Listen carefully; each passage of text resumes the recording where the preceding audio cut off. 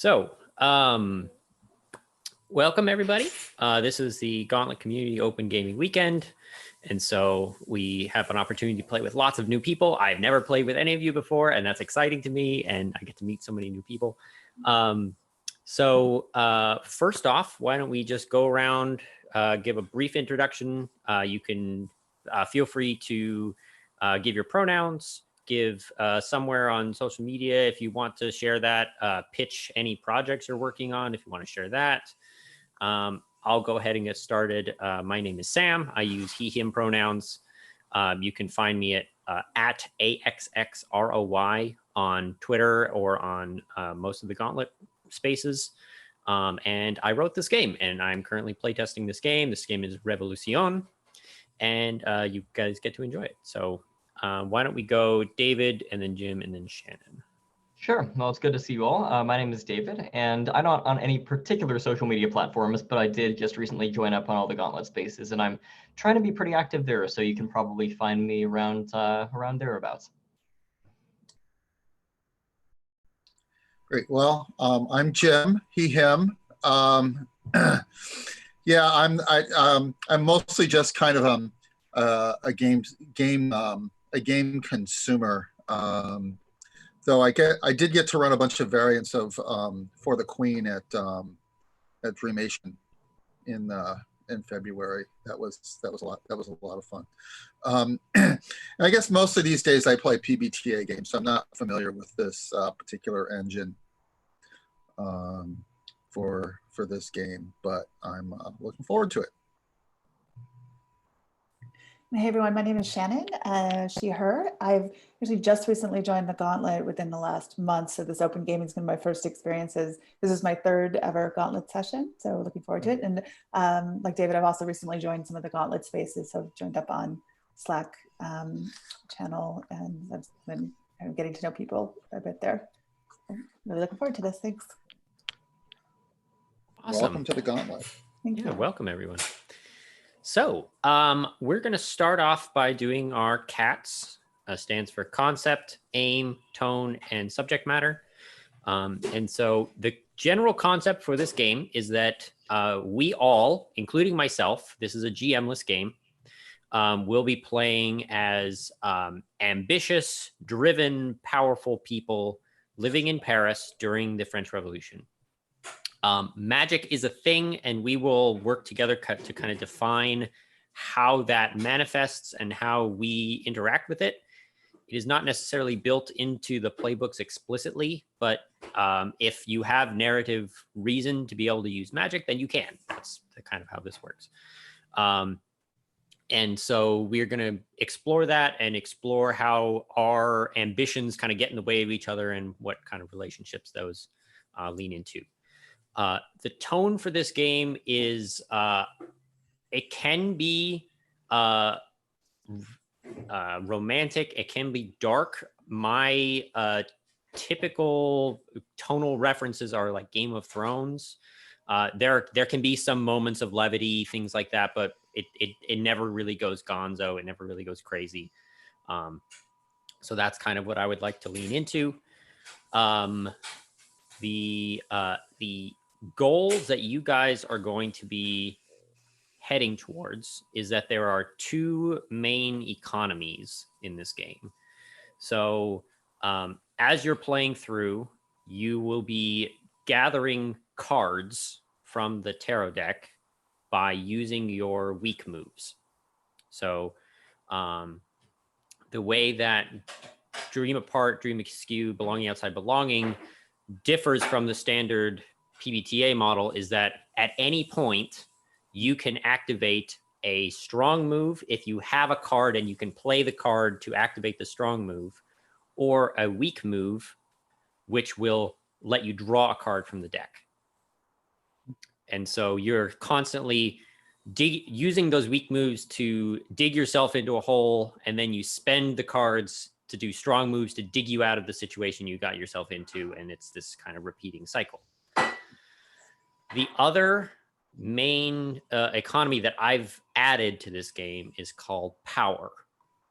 And so any scene where you end the scene either in a significant state of advantage or where you have helped your faction achieve one of their goals, you mark a point of power. And then at the very end of the session, whoever has the most power gets to do the final scene. They get to set the stage and basically narrate us into the season finale cliffhanger at the end of the session. There is another way of getting power, where at any point, this kind of transitions into our subject matter safety discussion, but at any point you can say I yield, or you can say yield or something along that lines. And essentially what happens is the person that you yielded to marks a point of power, but you take narrative control over what's going on. So if the example that I always give is that the soldier playbook has a strong move that is kill someone. And so that can be a very powerful thing. And if I, as another player, have that directed at me, I don't want to die. And so I'm going to yield and say, hey, you get to mark the PowerPoint, but I get to decide how this move works out. And so maybe we have the scene of you fire your gun at me, but it hits me in the shoulder and I'm bleeding. And so now we have this escape scene of me running through the streets, and that's how we play that out. So the getting the check mark is kind of the carrot to letting the other person take control of the move that you just did. Does that make sense to everybody? Yeah, I think so. Okay.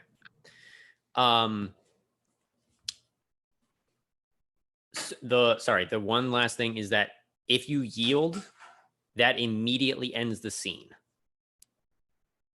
And so that resolution and that knowledge of what happens next only comes up when we come back around to you after a scene or two.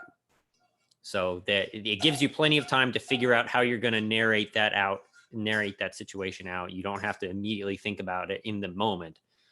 It gives you some time, think about what you're doing. It also kind of leaves it on a cliffhanger, which is a lot of fun. So that's how that gets used. Subject matter. This game is fairly dark. It does have a good number of problematic relationship moments that we can avoid or lean into depending on how you want to play out your character. We will talk about all of those before actually starting play, and you can choose any of those. And at any point you can say, hey, David, that relationship that you picked, I'm not super comfortable with that. Can you please change it? And we'll talk through that. We are also going to be using a few safety tools. Lines and veils will be in use. We're going to be using the X card. The open door policy is in effect. So at any point you can just up and leave, and we won't ask questions unless you specifically want to talk about it when you get back. And then in addition to those, we are going to be using the script change. Is anybody unfamiliar with any of those? Would you like me to explain any of those in more detail? The script change, if you could just say a few words about that. It may be something I've done, but might not know the term for it. Okay, yeah. So if have you used the X card before? Yes. So script change is by Brebo Sheldon, and they basically expanded the idea of the X card. And so you can think of it if you had like an old DVD player or a VCR or something like that.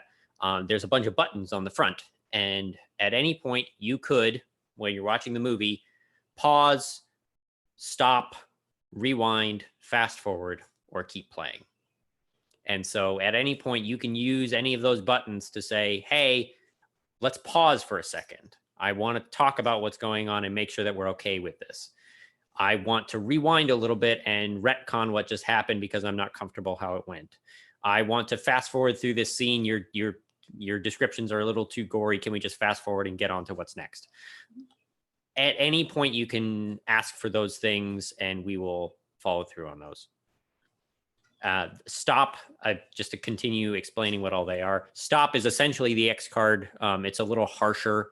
It says, I want to stop this scene and actually talk about what's wrong right now instead of just cutting something out. And then play is for if somebody looks like they're like unsure or like they're about to pause, you can say play on, keep going, I'm really enjoying this, and try and help them get over that uncomfort. So does that make sense? Okay, cool. So do you guys all have the character keeper? I sent it in the email this morning. I've got that pulled up. Okay. So, I haven't looked at it yet, but okay. So the first thing we're going to do is actually define Paris, or our version of Paris.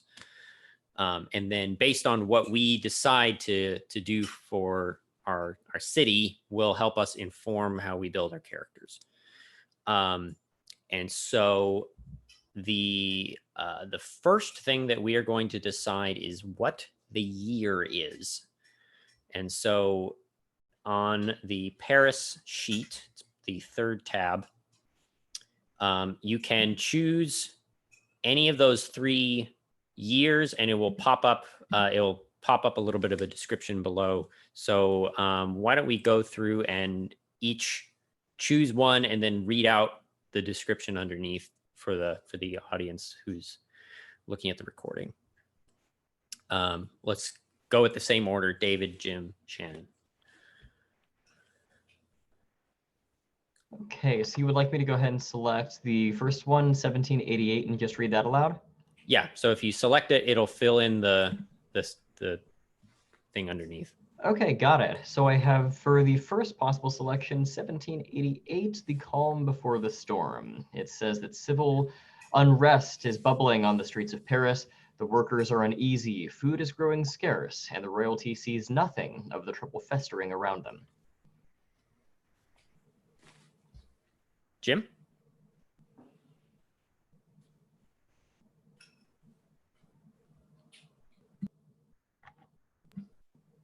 Jim, I think you're muted.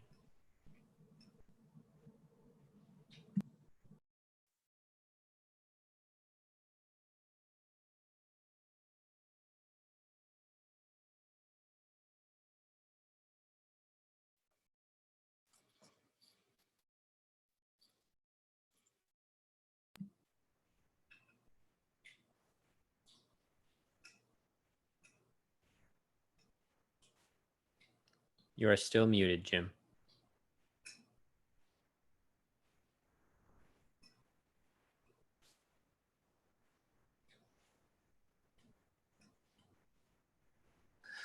sorry, I'm using a new headset and the hotkeys for muting don't seem to work with this headset. Oh, that's annoying. So yeah, apologies. All right, so No let me worries. go back to the character keeper. I believe this is it. Fired bullets and cannon shots ring throughout the streets. War has come to Paris and everyone is in the firing line. And that is 1792. And Shannon, you want to read the last one? Sure. Last year is 1794, the Reign of Terror. The courts reign supreme as young and old, rich and poor are brought to justice before the feet of the committee. All right, and then we are going to kind of pick one of those as our backdrop for the story. Is one of those kind of calling out to any one of you?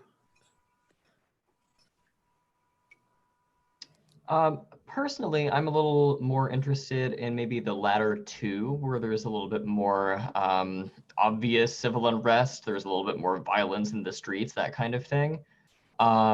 Between 92 and 94, I don't really have a particular preference, but I could see myself doing a little bit more with those settings, if anybody else has any input. I agree. I'm kind of drawn to those as well. A bit more going on. I'd be happy with either of those. That's fine with me. I mean, I don't have a strong. Okay. I'm more interested in taking things as they come. If it's all the same to you guys, I would prefer to do 92 just because I played a lot of the other one. And so I want to try and try something else, if that's okay with you guys. So the War Against the Crown.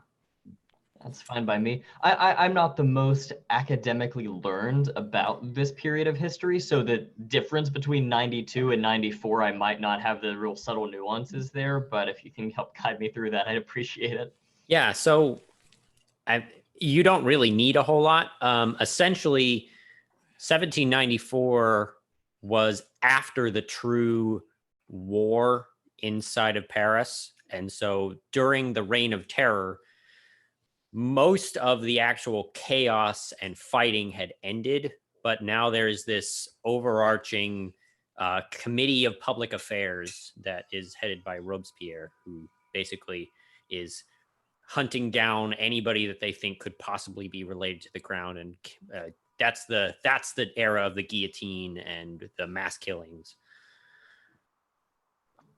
Got it. Okay, I can work with that. And so this setting, 1792, is very much fighting in the streets, the banners and the red caps in the going to war against the armed militia of the crown. And so the second choice that we have to make is who controls the magic.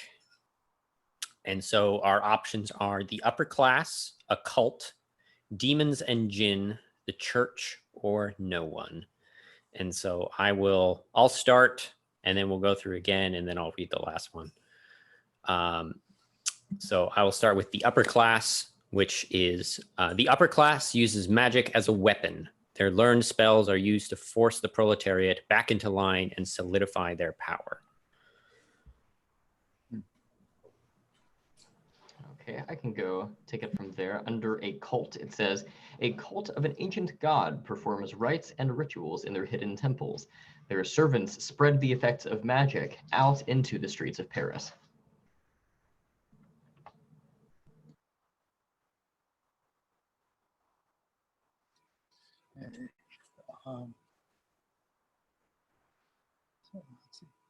Okay, I just had to. I'm switching back and forth between the character keeper and my Zoom icon, my Zoom image to figure out whether or not my sound is on. Demons and Jinn.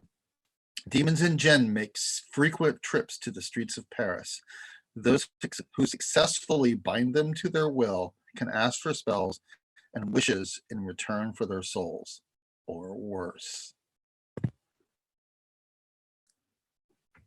Okay, the church. The church has access to a litany of religious rituals and ancient artifacts. It uses the magic of these items to control the political landscape of Paris.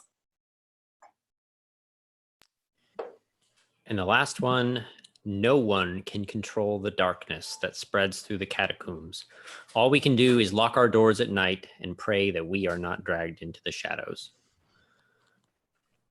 Are any of those calling out to any one of you? None are, I mean, they all sound super interesting. I'm maybe slightly less interested in it being the church is the only thing I'd say has popped out. Okay. Yeah, I could see a scenario in which magic is perhaps used as a tool by all the sort of anti-Christian, anti-clerical political entities that are afoot, during this period of time. So maybe it's kind of a very demonic sort of weapon, or a very occult kind of weapon that's being actively used against the church, rather than wielded by it. Yeah, I like demons and jinn in that if the upper class or the church, what are those? The first and second estates control it. It just makes the powerful have yet another kind of power. And if it's no one, then it just seems kind of less interesting. And so demons and jinn, you've got something. It gives you a new power group to deal with. Well, I guess they're all new because I don't actually hang out in Paris in 1789. But yeah, no, I like that. I think that sounds like something that we could look into. So if everybody's okay with it, let's go with demons and jinn. Sure. Good. And then we are going to kind of skip the label your city portion right now.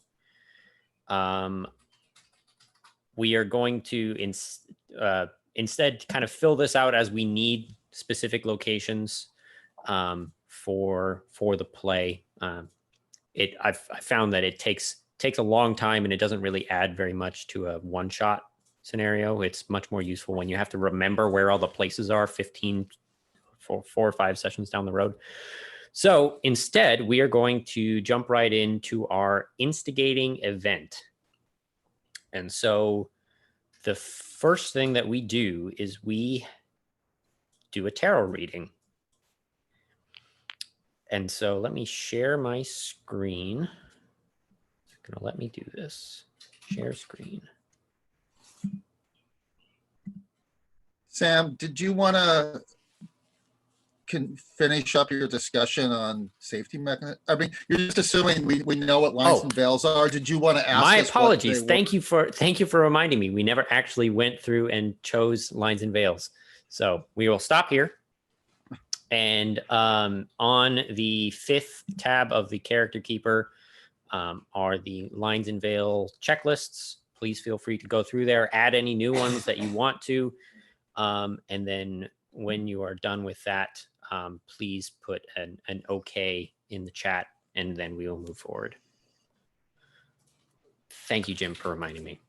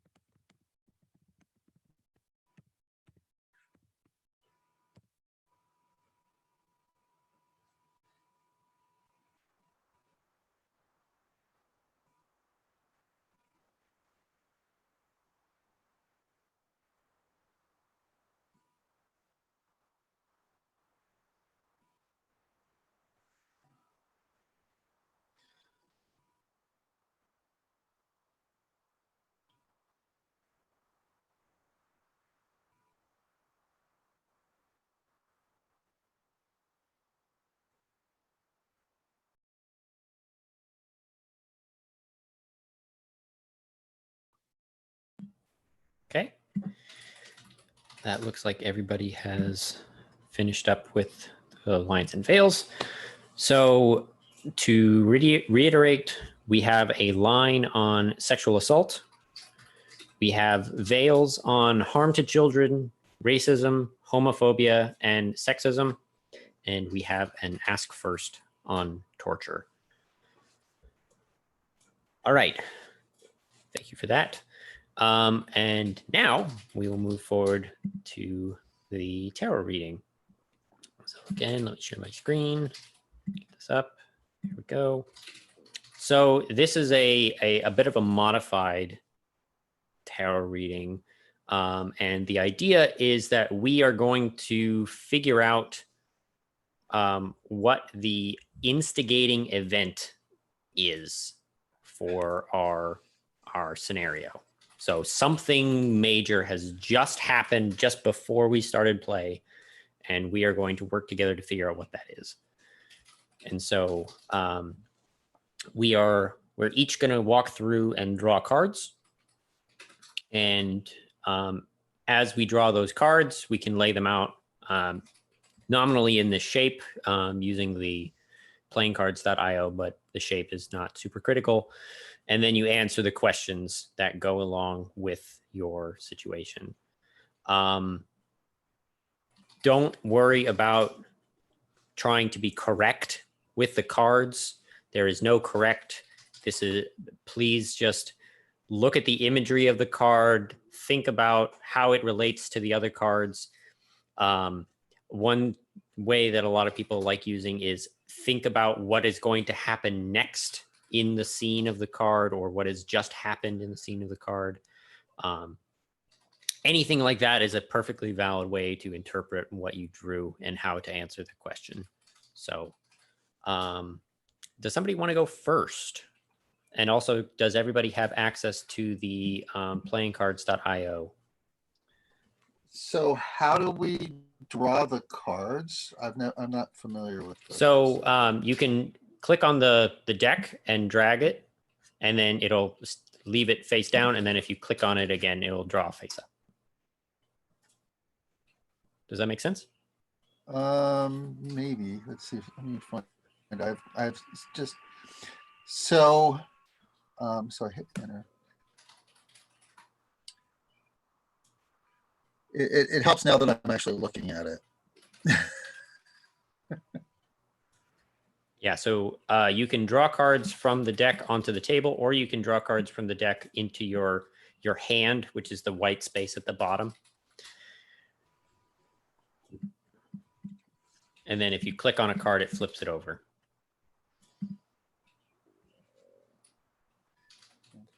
And what are the numbers in the lower right? That's just it's just a dice. It's if we Okay. ever need a D6 for anything, then we can just click on that and it'll roll a dice. Essentially. Are we going to use that? I don't you expect. Said this, is this a? You said this is a PBTA. Are we going to be using die rolls then? Or? No. So there are no dice rolls at all. Okay. The idea is that you get cards by voluntarily having bad things happen to your character, and then you spend those cards to do good things for your character.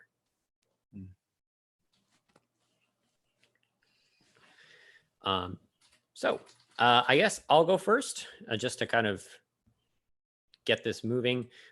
Question: If I switch over to this screen, can you guys still see the picture?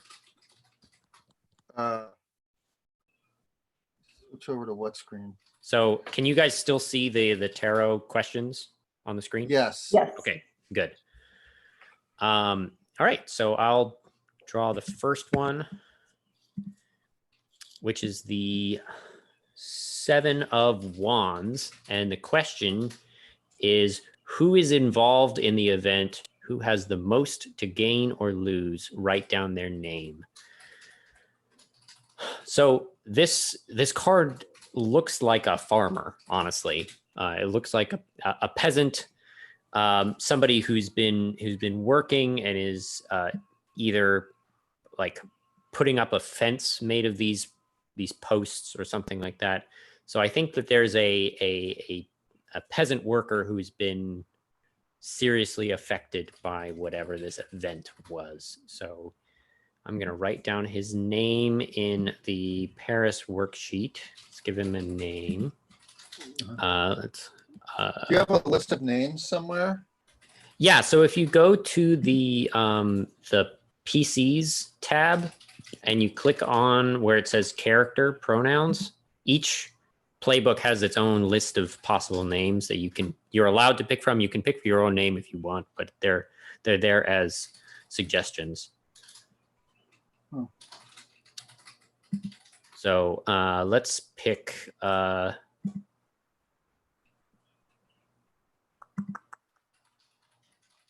Philippe. Philippe is a good name. I don't see any names. So I'm on the PC tab? Yes. So if you're on the PCs tab and you go all the way to the top, the character pronouns has a little triangle drop down. Oh, okay, cool. I'm not terribly familiar with character keepers. Okay, great. And then you can pick whatever name you want from there.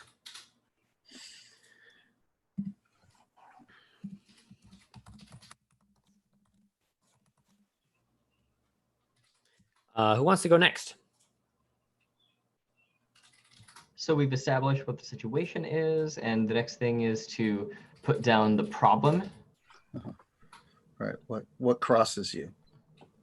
Got it. Okay. I'd be willing to take a crack at it, but I welcome any additional feedback or ideas on this because it's a very collaborative kind of thing, it sounds like. All right. So let's see here. We click over to the deck. I don't know if there's a way to rotate this card 90 degrees or if you just kind of stick it off to the side a little I'll bit. just kind of put it next to him, kind of. Yeah. Okay. Ooh. Ace of Swords. Can the cards get drawn reversed or just faced up? They're always face up. So. Okay. Got it. So what I'm seeing here is the Ace of Swords. To me, the first thing that immediately comes to mind is perhaps something along the lines of like a peasant rebellion. You know, this Philippe person, maybe he is, maybe one of the inciting incidents here is that Philippe has chosen to kind of initiate some sort of uprising, or he's raised the stakes in some way. He's been personally wronged or personally affected in some capacity. And I could see a situation in which he's decided to resort to extreme violence when the former, attempts at peace just weren't doing it. That sounds great. That's awesome. Cool, we'll do that. Jim or Shannon, do you want to draw a card for the past? Sure. I'll be happy to do that. Let's see. Let me look at this. Okay. And having at one point been kind of a tarot nerd, I'm going to draw a card and then I'm going to roll the d6. And if it's odd, I'm going to reverse it. Okay, so we have the moon, which is the past. And let's roll this. And it's odd, so it's the moon reversed, which means I think if I can just click the card to flip. Oh, I can't do it. All right, well, anyway. I'm gonna switch.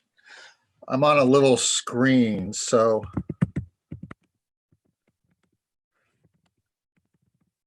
I'm gonna do a little research on just what the card looks like because I can't see it so well on my screen.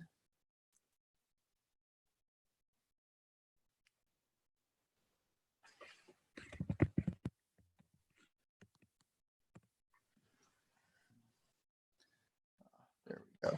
So there are, let's see, there's a moon with a face in it and little pieces of light or something coming off. There's a road going off in the distance. The moon has risen between two towers.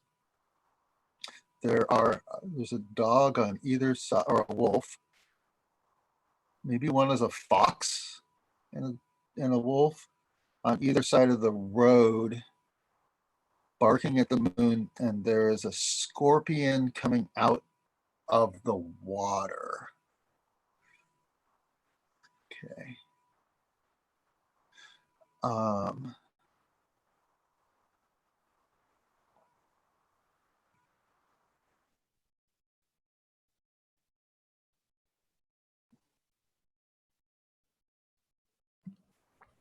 And so just a reminder about the question that you're answering. Right, the past. Yeah, what set up the situation? Who is at fault? And bring in the factions. Yep, I'm working. I think I have an idea here. So are we typing this somewhere or we're just going to remember this? Okay, so let's see here. So I was just going to say that in the Paris sheet, there's places for notes or listing out the NPCs. So here's my kind of free my sort of free association thought. Since we have a farmer,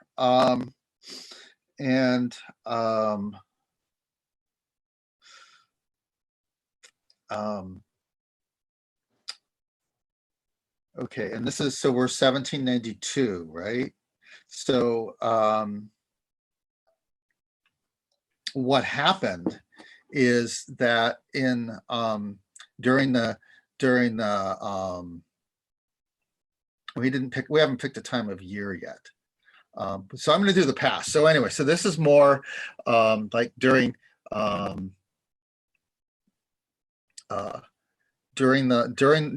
last harvest to drive up the demand for food even more. There was a black marketeer who made a deal with one of the demons to cause a plague of animals, more likely locusts than scorpion than lobsters and dogs and foxes, but there were these wild animals that overwhelmed the fields and tore up or ate most of the food. And the idea was that this person, let's give him a name, right?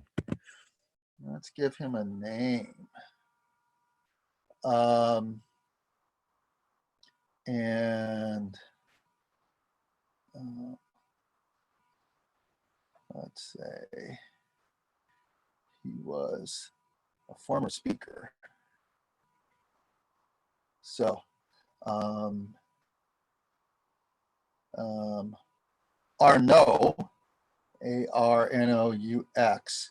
Arnaud made a deal with one of the demons to basically cause a famine to be able to profiteer even more on the food shortages. That's the past. How's that? That's great. What faction do you think Arnaud was working for? Was he working well, for I had him as the speaker. No, that's okay. Well, he was working with the demon the demon and Jinn faction. Is that what you mean? Or I mean, he made a deal with them. Yeah. So I think that or what other factions are you thinking of? So there's another sheet where each of us are going to pick a faction. Factions. Yes. I haven't even opened it yet.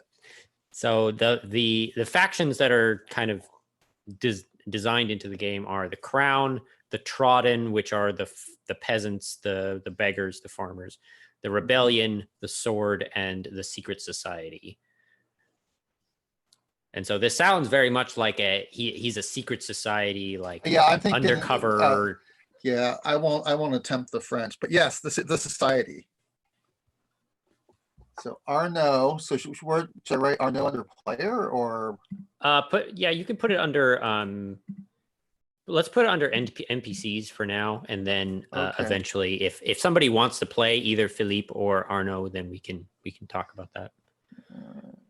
Let's see here, tips, notes.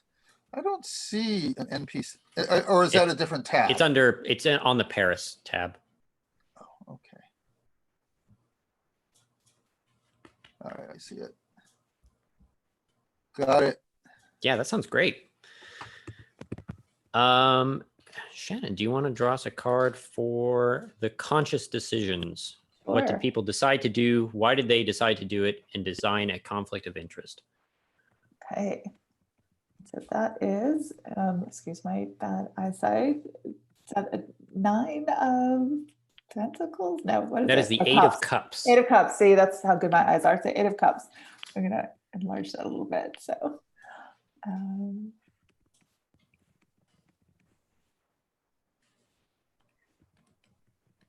yeah, so bountiful river, possibly cups that are full, but looks like somebody turning their back from it. Interesting, the moon is making an appearance there as well. So maybe to tie that in. So I think the conscious decision was that some of the people, so some of the the farmers were. I'm going to say some people decided to kind of started to follow the society, or be interested in this supernatural plague that's happening. So some people consciously decided to abandon their farms, even if they were recovering, and follow, say, see the moon in the distance there, and go seeking to join the secret society. And others decided to stay with the land. So maybe it's a conscious decision amongst the farmers to stay or abandon. Would that work? I'm open to other suggestions as well. Yeah, there's a division of the populace. Some of them want to stay and keep up their family homestead, and some of them are going to the city to seek out this magic and this new power. I like that. Which camp do you think Philippe ended up in? Oh, interesting. That's good. Diane. I would say Philippe went to seek out the source of the magic, but possibly a little bit mixed allegiance there. So maybe he instructed his family to keep the farm going, but he's going to seek out source of the magic. Does he want to become a part of it or stand up to it? That's the question mark. That's great. I think it's back. Yep. I sort of wanted to fill out the past a little bit more, since I hadn't really thought about the whole secret society piece, but often secret societies have a goal of making some big change happen. So he also thought, as well as making money, that by just causing an even bigger famine, he'd accelerate towards some end, destruction of society, or the second coming of the devil, or whatever the heck they're yet to be defined what their goals were of the secret society. That sounds great. And that's Arnaud that you're referencing? Yeah. Got it. And then I'll draw a card for the unconscious decisions, which for us is the 3 of Cups. People partying.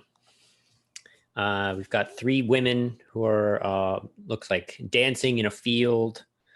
There's vegetables all around them. I think that this is the farmer's nostalgia for the way things used to be. There used to be these great, vast green pastures full of fruits and vegetables that they would and revel in and have all this stuff. And now their fields lay barren. Their crops destroyed by this plague. And so they're trying to get back to the old days, and the world has moved on without them.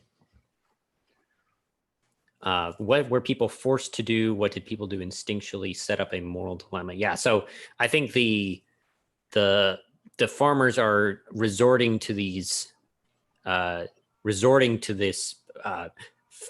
potentially evil course of action in order to get back to these good times that they remember.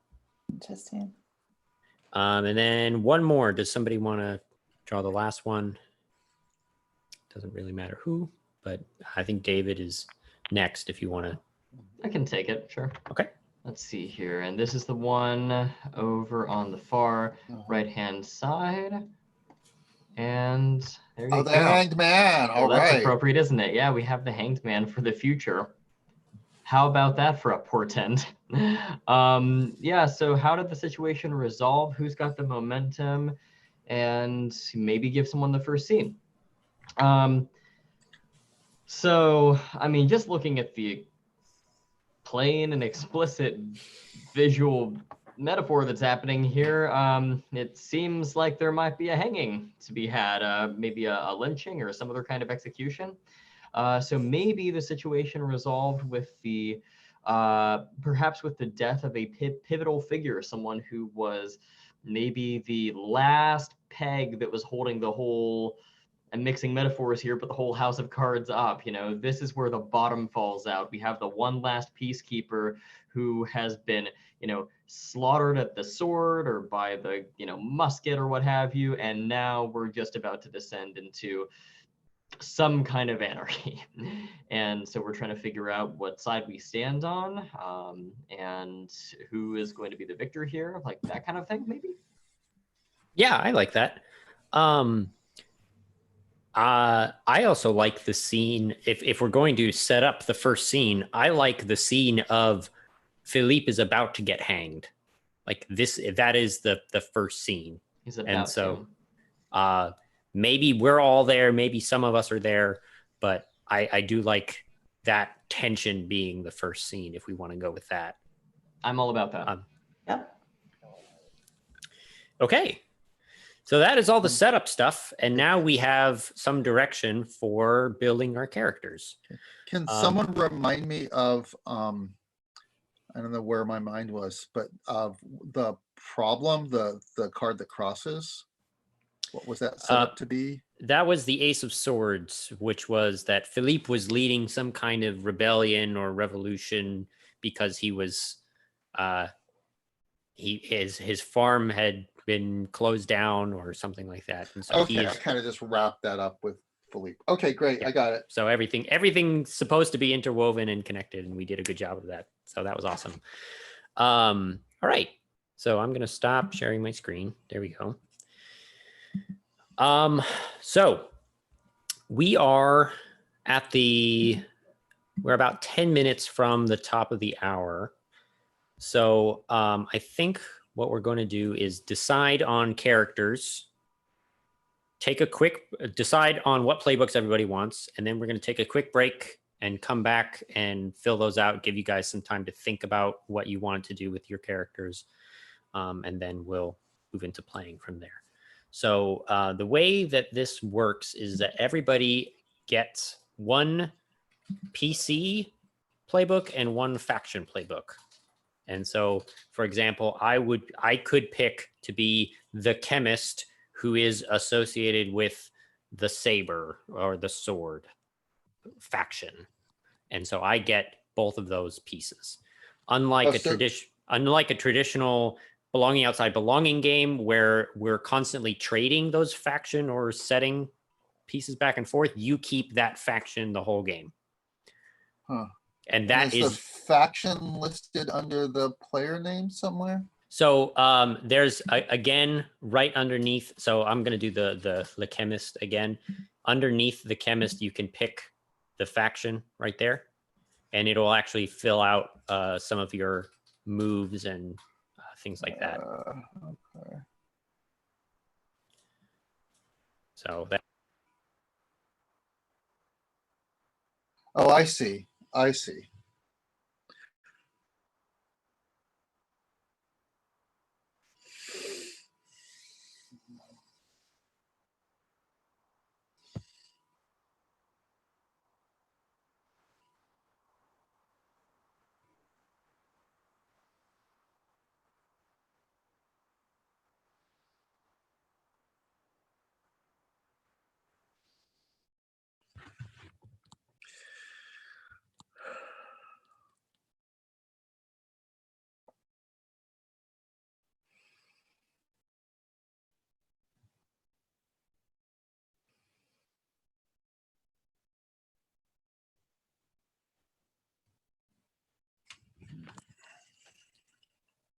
So to clarify, we're just kind of looking over these 5 playbooks here and kind of trying to figure out who's going to take what.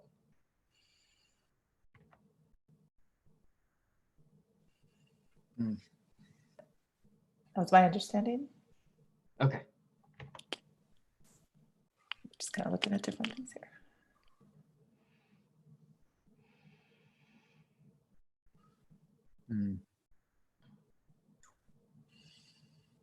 Well, I've got an idea for a character concept. I think it could fit a few different playbooks.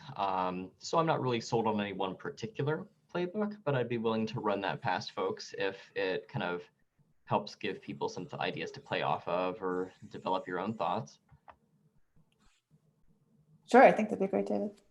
Okay, yeah. So, you know, I'm looking here at how, you know, demons and djinn and summoning upon the supernatural is gonna be kind of a pretty critical part of this. And so I was thinking of having some kind of character maybe who is, I would say very much in favor of a sort of scientific, intellectual, age of reason, age of enlightenment kind of approach to the supernatural almost. Maybe some guy who is involved with or is a supporter of one of the predecessors or offshoots of the old, I think it was the cult of reason. So someone who I think perhaps is maybe trying to harness the demons or jinn for his own purposes, but he perhaps mistakenly thinks that there is some kind of science involved to it, and that if he can just figure it out and understand the method underpinning everything, then everything is his for the taking. And that could fall under any number of playbooks, I think, but that's just a concept that I had in mind. Yeah, that is a great concept. Sorry about that. I couldn't hear anything that anybody was saying, so I had to come out and come back in. But the chemist definitely falls, like leans into that setting hard if you want to try and go for that. I'd be willing to give it a go if everyone else is okay with that. Yeah, sounds good. Yeah, that's Cool. good. Well, I'll go ahead and put myself down under chemist. I don't know if Shannon and Jim, you guys had said what playbooks you guys were interested in. No. Okay. No. I was a bit drawn to the artist, kind of an idea of someone who is starting to capture some of the events that are happening, and perhaps starting to get a bit more interested in what she's seeing as she documents what's going on through her artistic view. So artist was one that was speaking to me most, but also could do, what's another one called? The speaker was also interesting to me. Okay.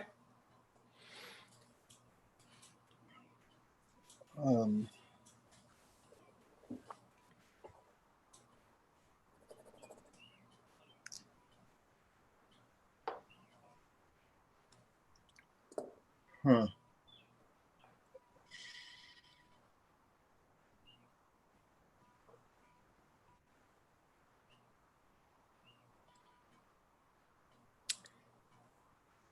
So we also kind of established already that we're going to definitely be involving the Trodden play factions and the Society faction. And so if you can think of what kind of character would fit into either one of those two settings, that might help.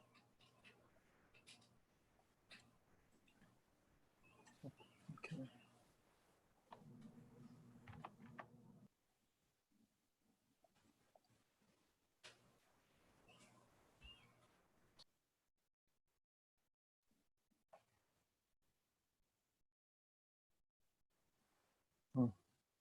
I could see a scenario in which my character was a member of the society.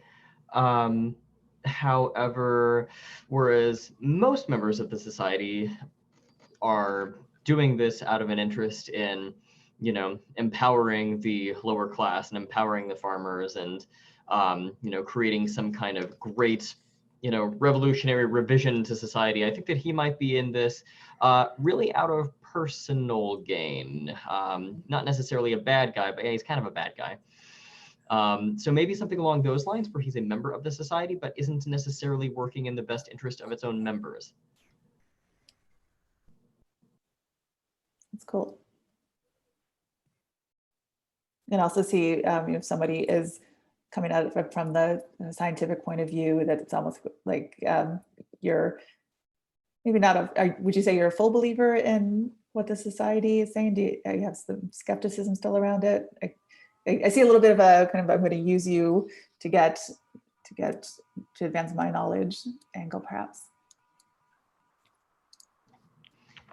Yeah, I could see him being completely into this. I could see Okay. him being someone who is like fully on board with this. He's also extremely anti-clerical and thinks that this is like the future. This is how we're going to get stuff done going forward. Oh, sure. So Okay. yeah, so he's highly into this, and he thinks he's like going to be the pioneer of this new system, this new method of structuring society, of living, everything. So he's on the verge of breaking through to this grand unifying theory of everything, and that's the kind of almost maniacal kind of setup he's got. Okay, sounds cool. Thanks. So have you had any thoughts here, Sam, or do you want to go? I was honestly. You want to fit yourself in? So I could honestly play any of these. The one thing I was thinking that, honestly, Philippe would make a very interesting PC if we wanted to go that route. Mm-hmm. And I based on our description of him, he would probably be like a speaker for either the rebellion or the trodden. Yeah. I was thinking that that seems like definitely a nexus of this, and probably it would be good to have someone do that. It's also somewhat of a kind of archetypal role. So I've been trying to think about how to think outside that box as well. I mean, like that would be the thing I would be drawn to in my normal, in my normal life. I mean, no, go ahead, lean into that. Well, I'm not sure I want to do what I'm doing in the rest of my life. That's my fair enough. So the two that we have left are the diplomat and the soldier. If you're okay with me being Philippe. Sure. So I will be the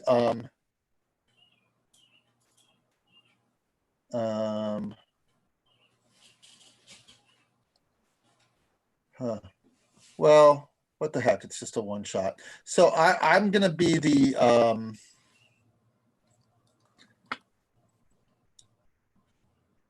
I can be the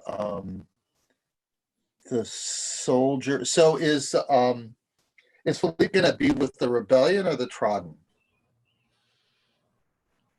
Did you have something in mind that would change my answer? I don't think so. I mean, I was just thinking, I think it's somewhat interesting to be the crown, but I think it's also pretty limited in some ways, given this time period. So I would take I guess I would take the soldier and the other of either the trodden or the rebellion. Okay, yeah, that'd be fun. I think that would be an interesting play. So yeah, I think I can be. I like the relationship of if I was the trodden and you're like the soldier who's actually been part of the rebellion for a good amount of time. Mm-hmm. If you wanted to go that dynamic. Sure. And so I will pick Le Petien as my faction.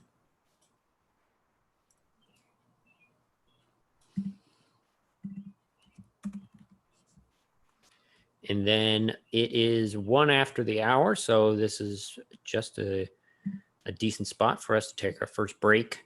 So let's take 5. Think about your character. Think about what you want to do with it, how you want to play through. You're welcome to continue working on the character sheet if you want, but this is an opportunity to get up and get a drink of water, or make some more coffee in my case. So I will see you all back at 7 after. So I have my coffee. Sounds good. Oh my gosh, that is a lot of coffee. There's a lot of caffeine right there. I That's need to amazing. pick my faction, so I'll have a think about that.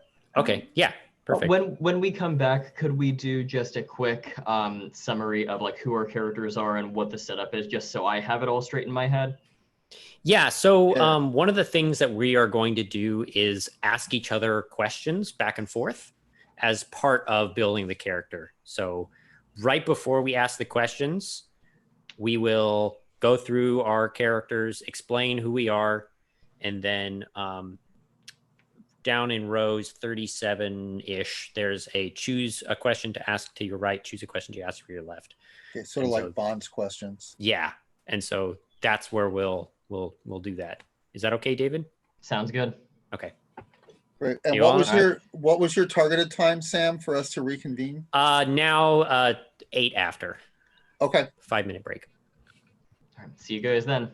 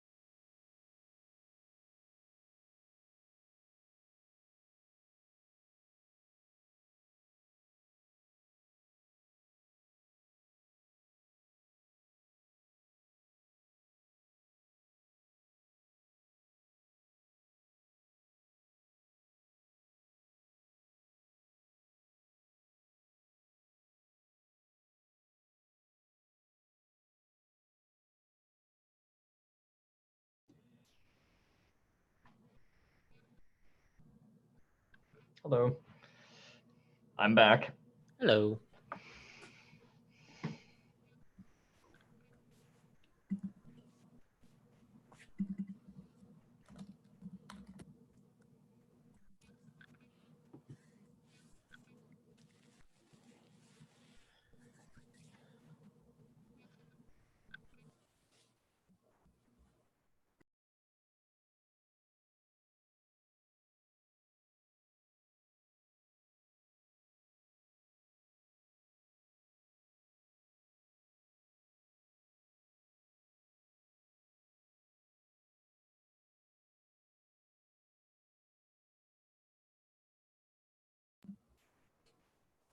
I just see a little cat poke its head over your shoulder. Oh cute. yeah, no, yeah, that's Ravioli. He is. His name is Ravioli. He's Ravioli the kitten. He's oh, there he is. No, he's a good guy. He's just, you know, he's about 9 months old, and he just has a lot of energy. So I apologize if he jumps around. We're doing what we can to pacify him. That's okay. My sister-in-law just bought a cat a week ago, Oh, really? give or take, and she got very lucky with this cat. We were trying to tell her it'll take you a few days, probably a week to have them get used to you, get used to the environment. Within 4 hours, this cat is like belly up, pet me, pet me, pet me. Aw, yeah. That's how Ravioli was. It took him a few days to where he felt comfortable enough to like eat independently, but he's great now. We're trying to distract him so he doesn't like make noise or hop on in the camera frame. But if you do see a black and white creature in the background, I promise he's supposed to be there. Yeah.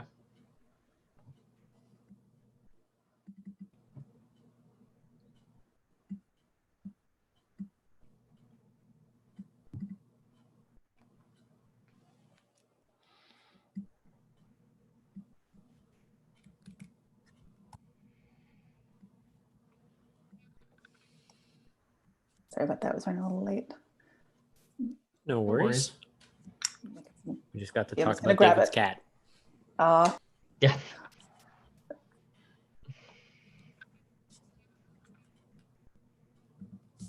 I'm here. I'm just grabbing my coffee real quick.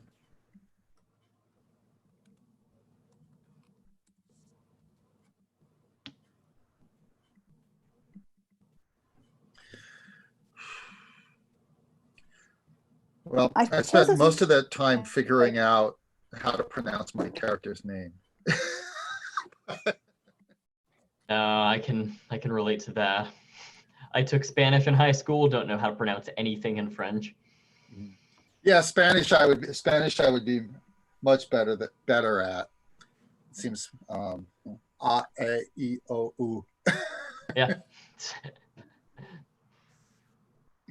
The vowels are just easier in some languages. Yeah, I wrote this game, and a lot of the times I just don't even try and just go back to English. Well, it's actually interesting that Eugene comes out as Eugene. I'm like, okay, that's cool. It's Eugene Delacroix, not Eugene Delacroix. Hmm. So what drew you to the French Revolution? So this game started off as a very different game that was Baroque, so about 20 years earlier. And it was very much a kind of slice of life it was like a slice of life small town game with dark magic. And then as I played it more and more and more, people were like, I really want to play like the French Revolution bit that this is all leading up to. Like every single game was like, we're leading right towards the revolution. It's like, okay, well, if everybody wants to play that, let's play that. And so that's kind of how it worked out. But I really enjoy where it ended up. So It does sound cool though, having it in like a small town, like it's a little bit more of like an isolated horror kind of thing. yeah, it was sounds fun. it was a lot closer to Dream Askew. That makes sense. I haven't played the game, but I have some familiarity with the concept of and I can see the parallel there. Yeah.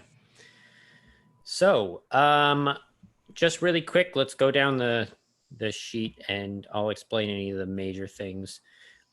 In row 10, there's a box to kind of explain how you as a character were involved in the event that we talked about and did the tarot reading for. And it's just a place for you to kind of record, this is how my character was involved with that and how we reacted and where we're going, to give you a starting point. Bargains. These are essentially weak moves that other people can activate. So for mine, one of them is when somebody looks to me for advice or guidance, they get to draw a card. Or when they fear me for my passion, my knowledge, or my influence, they get to draw a card. And so it's another way of drawing cards for you that's not activating your own weak moves. Look and outlook, and then the next couple are all pick lists. So you can choose from the list, and then there's a little spot to fill in any notes that you might have. We will not do the choose one to ask right or ask left right now. We'll do those after we've filled everything else out. And then feel free to look through your moves. Strong moves are the ones that you need to play a card to activate. Weak moves are how you draw cards from the deck. And then the faction moves are essentially, for those of you who have played Powered by the Apocalypse before, these are the GM moves, but anybody can use the GM moves that they have access to. So as Le Pétien, I have the moves to reveal a secret that shouldn't have been made public, remind someone of how far they have to fall, put someone in a bad spot, and I can activate those at any time. I don't even need to be in the scene. As long as I can justify why that happened, I can activate those moves. And then after you use a faction move, you always ask, what do you do next? Because they're always trying to lead the scene in some direction. And then the rest of everything is pretty self-explanatory. Tips on how to build your character and questions to kind of lead your drive and your character down a certain direction. So does anybody have questions on that before we go into filling everything out? That all makes sense. This is interesting. I like how I don't think I've ever played an RPG where the primary mechanic is like playing and drawing tarot cards as opposed to rolling dice. This is kind of cool. I'm looking forward to it. Thanks. So we'll do the same thing where fill out up to choose one to ask right, and then put OK in the chat, and then we'll each introduce our characters and then ask questions.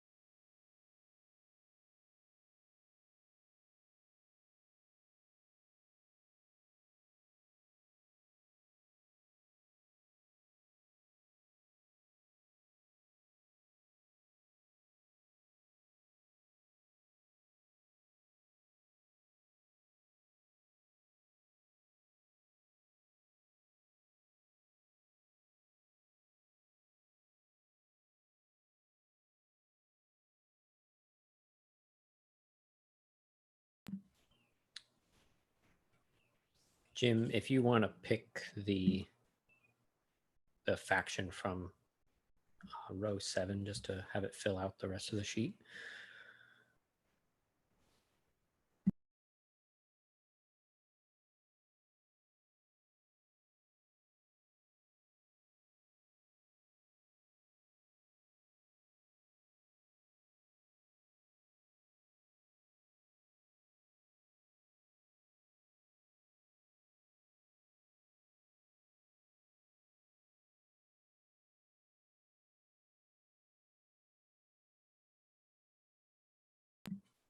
Awesome.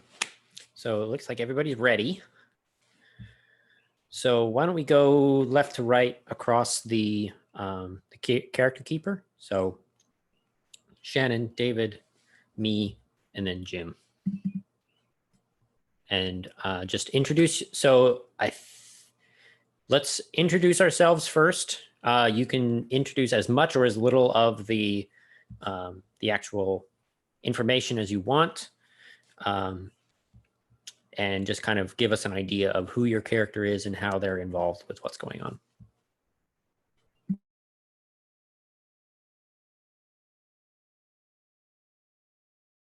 Sorry, Zoom bingo, I was the one on mute. So my character is Genevieve Ferenz. So I'm an actress at the court, but I was originally from a farming family, and was discovered to have an acting talent sponsored by the court. So she's been raised from humble origins to become an actress with the backing of a powerful baron, and then become popular at court. Also a little bit of ghostwriting as a playwright, so primarily known as an actress, but has come to start writing plays. And what I said about the involvement is it's very interested in the events that are happening now, and then following them to write a new play, probably as yet unperformed.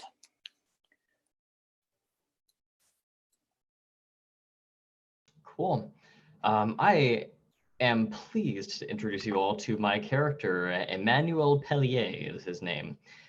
This is an individual who is a chemist, and an aggressively anti-clerical one at that. He is deeply, deeply opposed to the church and views this upcoming revolution as his time to take power in society. And specifically, the mechanism by which he hopes to do that is through the summoning of demons. He is a member of the society that actually summoned the demon that started the plague, that's getting this whole story off in the first place. And unlike the rest of his compatriots who hope to use this to empower the lower class and to reform society, he really seeks to just use this situation as a means of enriching himself. And if that means empowering the lower class, well, he's willing to do that, but not based upon its own merits, based upon what he can get out of it. Awesome. Today I will be playing Philippe Desjardins. He is a farmer from a local village whose town was essentially decimated by this plague. Very few people have stayed behind to try and salvage what little they can. Philippe has come to Paris specifically because his son has tried to gain some of this power for himself, and so my son has joined the society, and I'm trying to come to Paris to get him back. That is, your son's profession disgusts you, is the relationship that I picked. Yeah.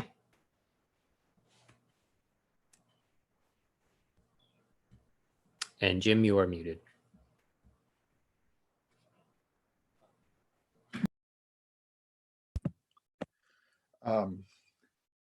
So today I am playing Eugene, and he looks like, if you'll just give me oh,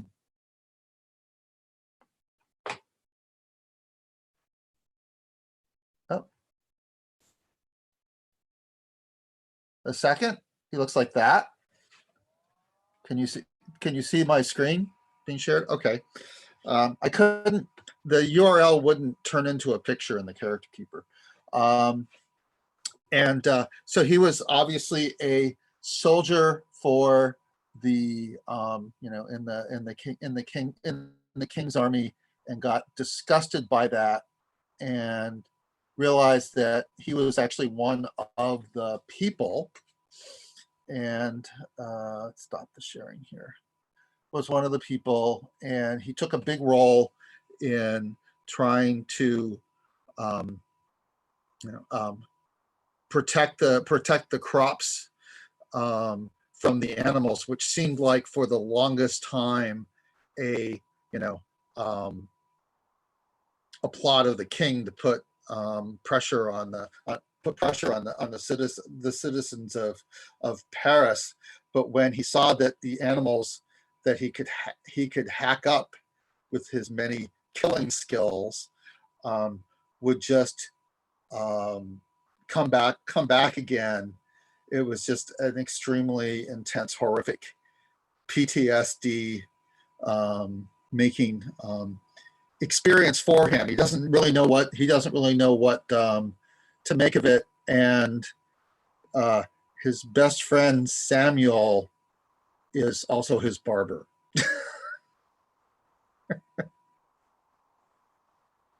So he's a soldier with the Revolution. Awesome. That sounds great. So now we'll go through one way, asking the questions. Choose one to ask right, and that is right as in the character keeper. So Genevieve is going to ask Emmanuel. Emmanuel is going to ask me, and I will ask Eugene. And then we'll go back the other way, asking the questions to the left. Does that make sense? So Shannon, why don't you go first? Okay, so to ask to Emmanuel, the question I choose: why do you avoid intimacy, and who was the last person you were intimate with? Why do I avoid intimacy, and who was the last person I was intimate with? Let's see here. My thinking, let's see here. I could see a scenario in which Emmanuel had a former paramour, a young lady whom was the last person he was intimate with. But that ended horribly when he attempted to enlist her in one of his demonology experiments. Now, I don't talk about the details. I don't talk about what happened, but let's just say she's no more.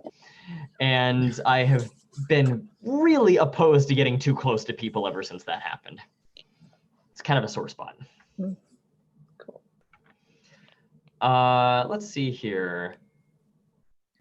Sam, aka Philippe, I would like to ask you, what is your greatest secret, and who did you confide in?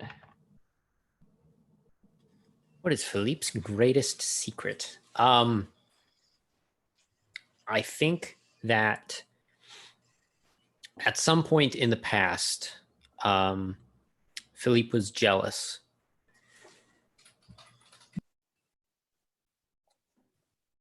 Sorry. Philippe was very jealous of another man in his town. And it was probably over his wife, who for maybe this reason, maybe a different reason, we don't know, we don't necessarily know yet, has now lost interest in him. But at one point, Philippe was very opposed to a certain other gentleman who lived in the town. And then one day that man didn't wake up. And it was never traced back to him. It was never traced back to Philippe. But I think he confided in his wife, and that's why I think he did definitely confide in his wife, and that's why she no longer is interested in him. Although officially she hasn't she hasn't turned him in. She hasn't told anyone about it, but they are separated, and she won't talk to him anymore. Eugene. So we're asking. So one I to ask. the- So I'm going to you ask ask me you a question. and then you're going to ask Genevieve a question. I'm going to ask you, who did you abandon and where are they now?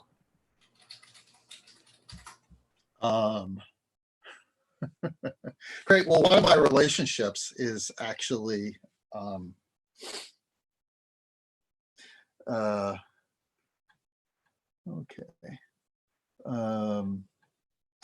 I find it so slow to move around these character keepers always.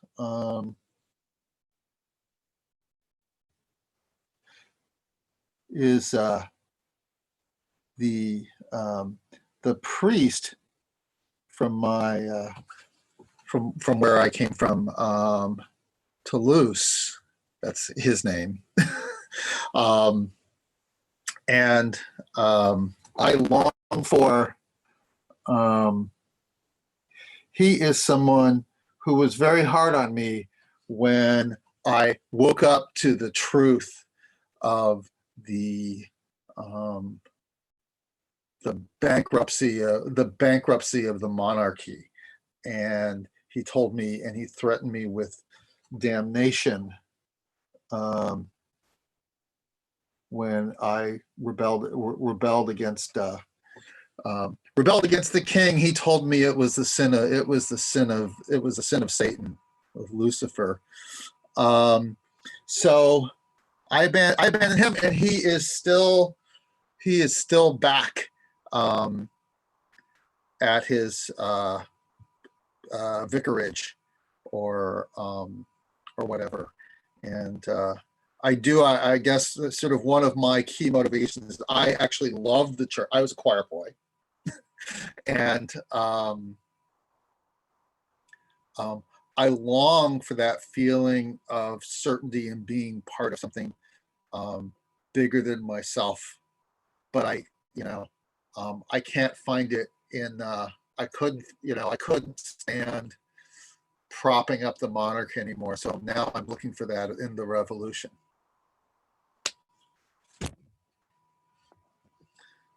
Okay. Now I should ask my question. Yep. Okay. So let's see.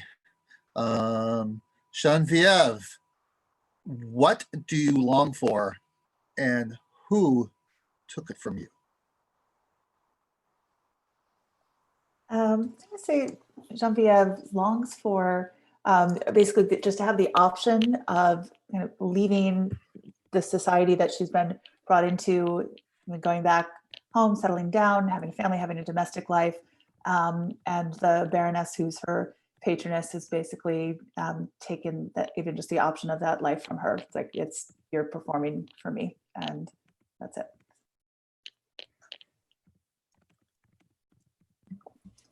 All right. And then we'll go the other way on the bottom ones. So we'll start with Eugene and then go left. All right. Let's see here. Move this down here a little bit. Philippe, when did we clash blades, and how did it end? I think why are you still alive? Yeah. So I think that us clashing blades was a mistake. This was during the plague. You knocked on my door, and I opened the door to an armed man staring me down, wanting to come into my home, and I panicked. And so we were confused. I reacted instinctually, and you trying to calm me down and say, "Hey, I'm just here to deal with all the animals that are ravaging your farm," was enough to kind of loose the tension a little bit, and I feel a little bit guilty about that, and I probably bought you a drink from that. So we've known each other for a while, and so you're a farmer. Do you brew your own beer? I think I have an orchard, and so there was either a hard cider or like an apple wine that I offered you. Great. And then I will ask one of Emmanuel. I will ask, when and why did you seek advice from me? I think because I think the reason I sought advice from you was because I could tell that Philippe is a borderline messianic figure. Like, this person instills so much inspiration in the farming class. I'm thinking, now, if I want to get the farmers on my side, that's the guy who I need to get to like me. So I came to you and asked you,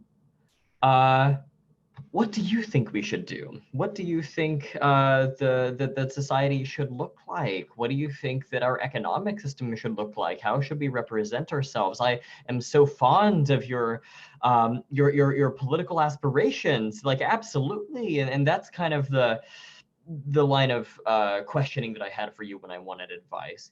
It was genuine. I'm just selfish. Yeah, I think that Philippe probably would spit in your face, honestly, because his whole thing is that my son is now like part of your cult, and I know it for the cult that it is, and I'm going to expose you and bring you down. And so you coming to me with this like offer of peace is falling on completely deaf ears. I like it. Let's see here. I have a question for Ms. Is it Varens? I'm so bad at the pronunciation. Me too, so it's fine. Varens, I'm sure it's fine. We'll go with that. How have you helped me procure my illicit ingredients? Ooh, that's interesting. So I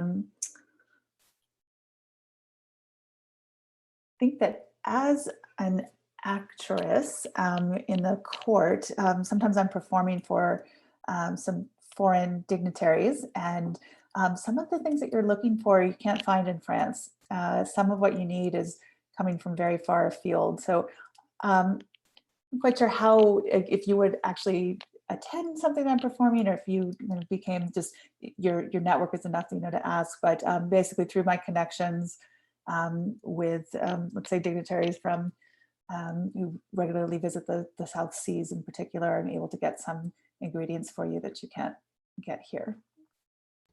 Perhaps I pretend to be a patron of the arts, and whenever you're in town, that's when we make contact. That sounds perfect.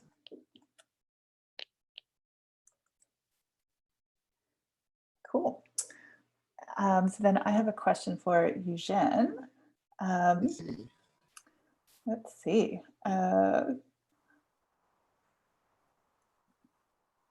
Yeah, let me just ask, when were we last intimate, however you want to describe that? And what did you tell me? Gosh, and I had been thinking that, what every story from back then needs is the illegitimate child that everybody's trying to forget about.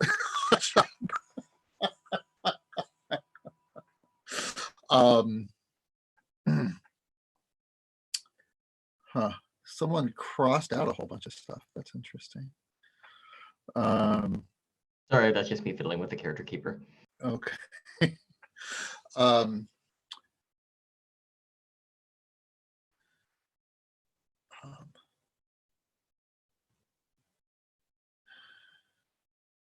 Let's see. So you're from a village and came to the big city somehow, and were sort of impressed into this performing career. Is that right? Yeah, more or less. So kind of taken under someone's wing and promoted as an artist, but originally from a village.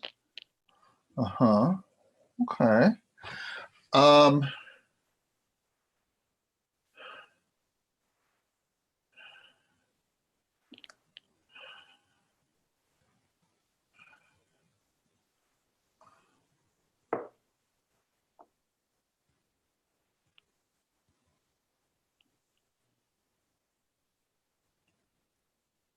Okay, and I think because of my role, I'm somewhat of a military commander, so I think I'm higher class than you.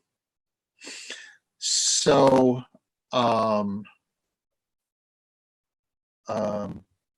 so actually, you are my sister, and when we were last intimate when we were children. And then, but I was actually the illegitimate child of some local, big wig or at least middle class person or something like that. So I got taken away and sort of shuffled off into the military. And the thing that you told me is you would always remember us playing tag under the rose bushes when we were children.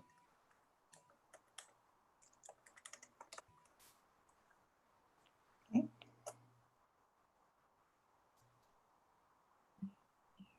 That's awesome. All right. Does anybody have questions about the system before we get into it? We'll probably have like questions as we go along, but right now I'm good. Okay, yeah. So Yeah. we'll, I trust you to guide us. yeah, so that's I'm not the GM. I'm not going to direct the story at all, but I'm the facilitator, so I'm going to help guide using the rules and understanding the rules. Right. So You're like the watchman. It's sort of a more, rather than as GM as God, you're sort of the deistic God, right? You created the rules and wound up the watch at the beginning. Very, yeah, sure. very enlightenment. I'll take that comparison, sure. So we kind of initiated at the beginning that we wanted to have this first scene of Philippe getting led up to the gallows. I think this is about a year or so before the guillotine was really a thing, so I don't think we're quite there yet. But what are the rest of you doing that led you here to watch Philippe get hanged? On my end, my whole plan here, and this is a pretty risky one. I want to try to publicly intervene to save you from being hanged. Not because I think that you're going to like me. I know that you hate me, but because I want to look good in front of the people who like you. And I know that that might put me kind of out of favor with the ruling class who are trying to kill you, but it's a sacrifice I'm willing to make. And so I have this grand gesture that I'm preparing to try to dramatically save you, or at least look good when I fail to save you.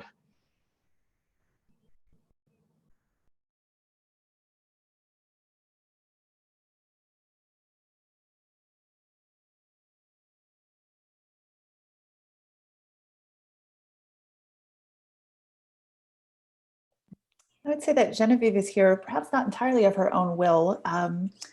So there would be some members of the court who've been, I'm just gonna say there's a member of the court who's been taken an interest in this and wants to witness this hanging to see justice done. And the reason the Baroness thinks it's important for me to see this justice done as well. So I've been brought along in the carriage and being forced to witness this.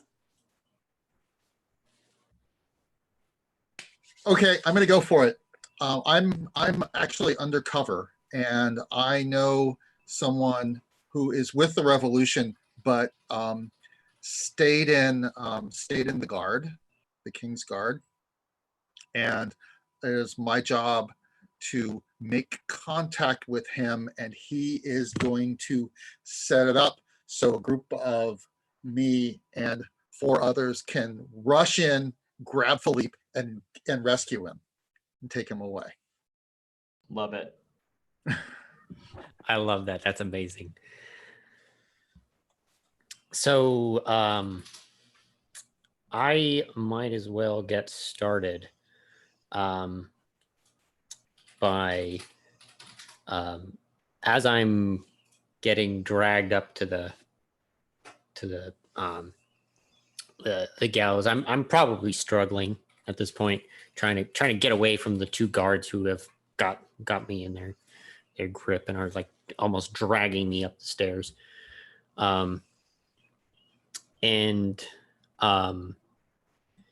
Emmanuel, are you on the stage with us?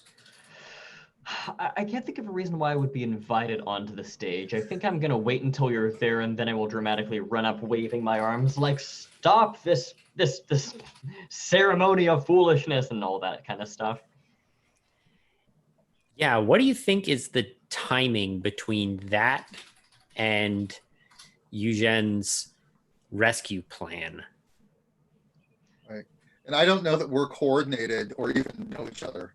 No, I don't know why we would. I would be very surprised. I'm wondering. Right, because Emmanuel, you're really undercover most of the time, right? You're with the secret society, and you're just kind of a chemist. That's what you look like. Yeah, like that's my my job is that I'm a chemist. I'm a physician essentially. But so like I'm known and respected in that way. But there's no reason why I would know you. So I'm more wondering. All right, so let's have them be uncoordinated. Yeah. So who pulls the trigger first, and who's like taken aback by oh my gosh, what's going on? I think I would be the one taken aback. I envisioned myself as this great savior, and then there's someone actually doing it, whereas I'm just talking. Right, you've got the white savior complex. Exactly. So. So I've given a signal, and so then there's a fight that breaks out over there, and 2 of the soldiers, the soldiers who are holding you, Philippe, are momentarily distracted and then yanked away by two of the other guys in uniform, and then kind of sort of fade back into their troop, and I'm running in to grab you. Okay. Could I like have been on stage attempting to, give some great speech when this happens, so that I'm like interrupted and like have to almost like improvise, like if this was part of my plan all along, or what? Yeah, I love that. Sure. Yeah, take credit for it. I was gonna say maybe I would double down. Yeah, I envision myself kind of on the stage giving this grand speech about how this is just a farmer. He has done nothing wrong, and can't you people see, if you kill him, you will only stoke the flames of revolution hotter and higher. And as this happens, yoink, he's gone, and I have to just like look around and say, excellent, all is planned, viva la revolution, and I run or something like that. All right, I'm gonna actually activate a move, and I'm going to use the weak move, get entangled in forces far more powerful than myself. And so now is that a weak move or a strong move? That is a weak move, and so so you get to pick a card. I get to draw a card into my hand, and that is now in my hand, and I can spend that later to activate. Where does your hand exist? Is that in the card? Yeah, so the big white space at the bottom, if you drag a card down there, it'll go into your... Okay. Oh, and cards here are only visible to you. That was my next question. Great. Question, and I'm okay to negotiate or talk answers, but in my mind, I've sort of sacrificed my reputation in the ruling class by publicly sticking up for Philippe. And under Philippe's bargains, it says that I draw a card when I sacrifice something of myself on your behalf. Do you think that that would activate here, or do you think that it Yes, refers to that something definitely else? works. Yeah, do that. Perfect. Thank you. That sounds great. So that, yeah, then you get to draw a card.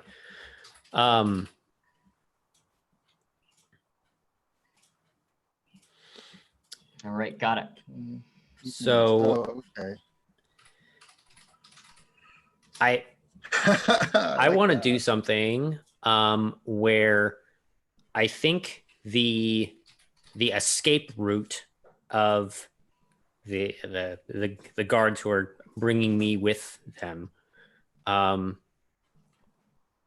are going to drag me very close to this cart or this like small stand that the Baroness and Genevieve are on. And so this is me tempting someone with freedom, depravity, or sinfulness. What do you do? Huh. Wait, so I'm sure I don't get what the temptation is. So that is one of my faction moves.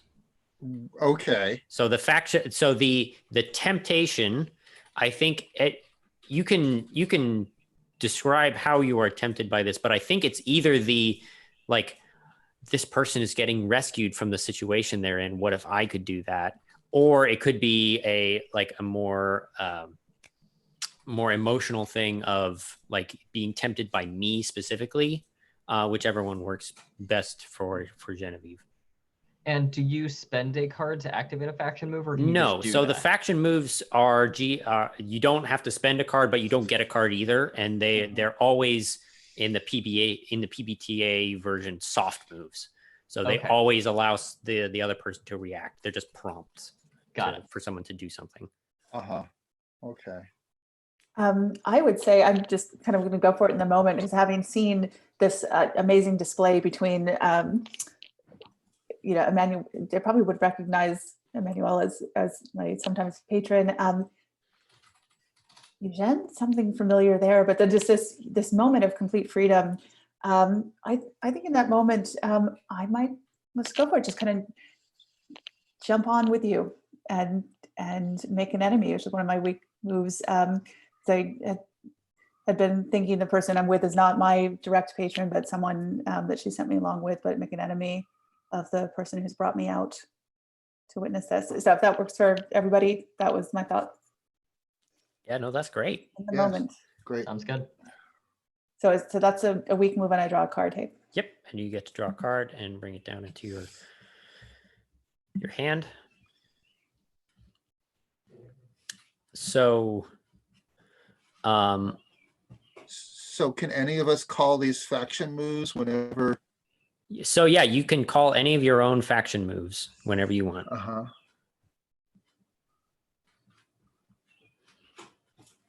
Huh.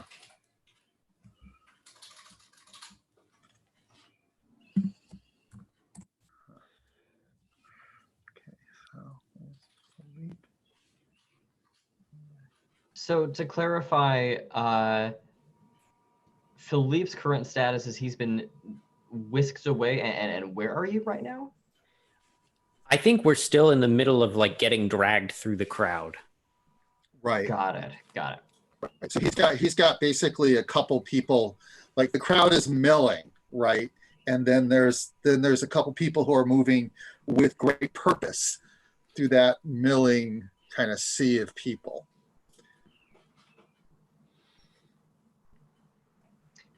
Got it. And the objective is to ultimately deliver Philippe to where?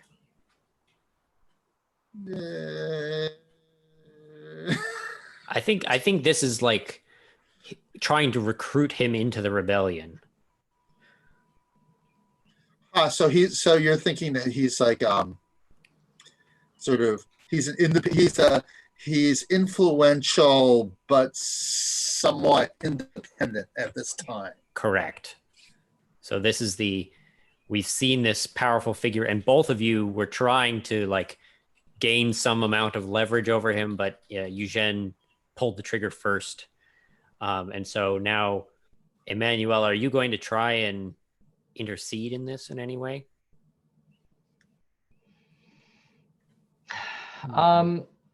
I want to follow. I think ultimately what I want to do is I want to try to maybe find some time to just be alone with Philippe and see if I can explain how, I know we got off on the wrong foot, but and like try to make amends here. But I have to be alone with him to do that. So I'm going to keep a distance but follow. Okay. So this heist is actually completely an example of the Revolution's faction move of remind someone of how much they need other people, I would say. Yeah. So you've both, definitely, both reminding Manuel and Philippe.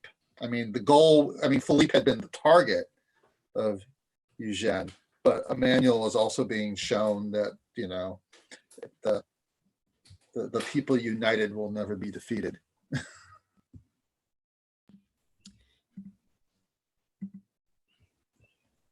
yeah. So,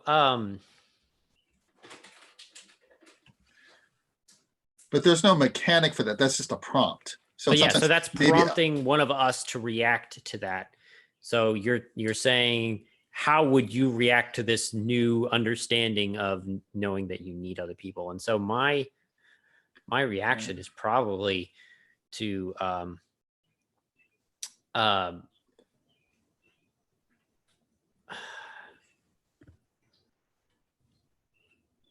I think that at some point we've been whisked far enough away. We're out of the crowd. Do you like throw Philippe in the back of a carriage and like close the door and ride off down the streets kind of a thing? Or how are you getting us out of the situation?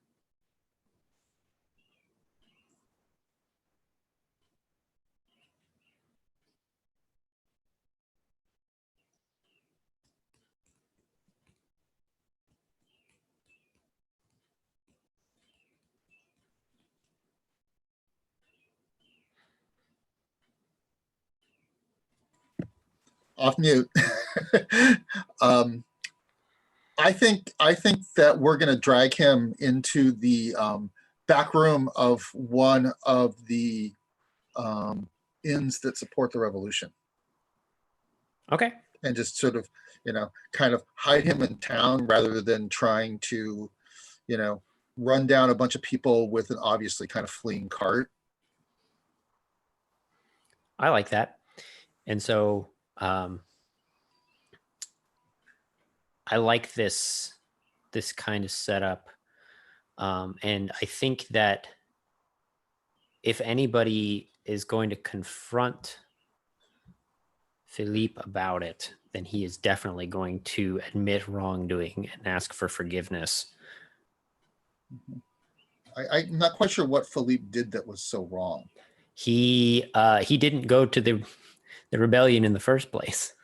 Okay. Well, so this is a propaganda move to recruit him. Exactly, and so that's him like saying, "I'm sorry, like you guys tried to recruit me before, and I didn't follow through, and I'm sorry." So I've seen the light.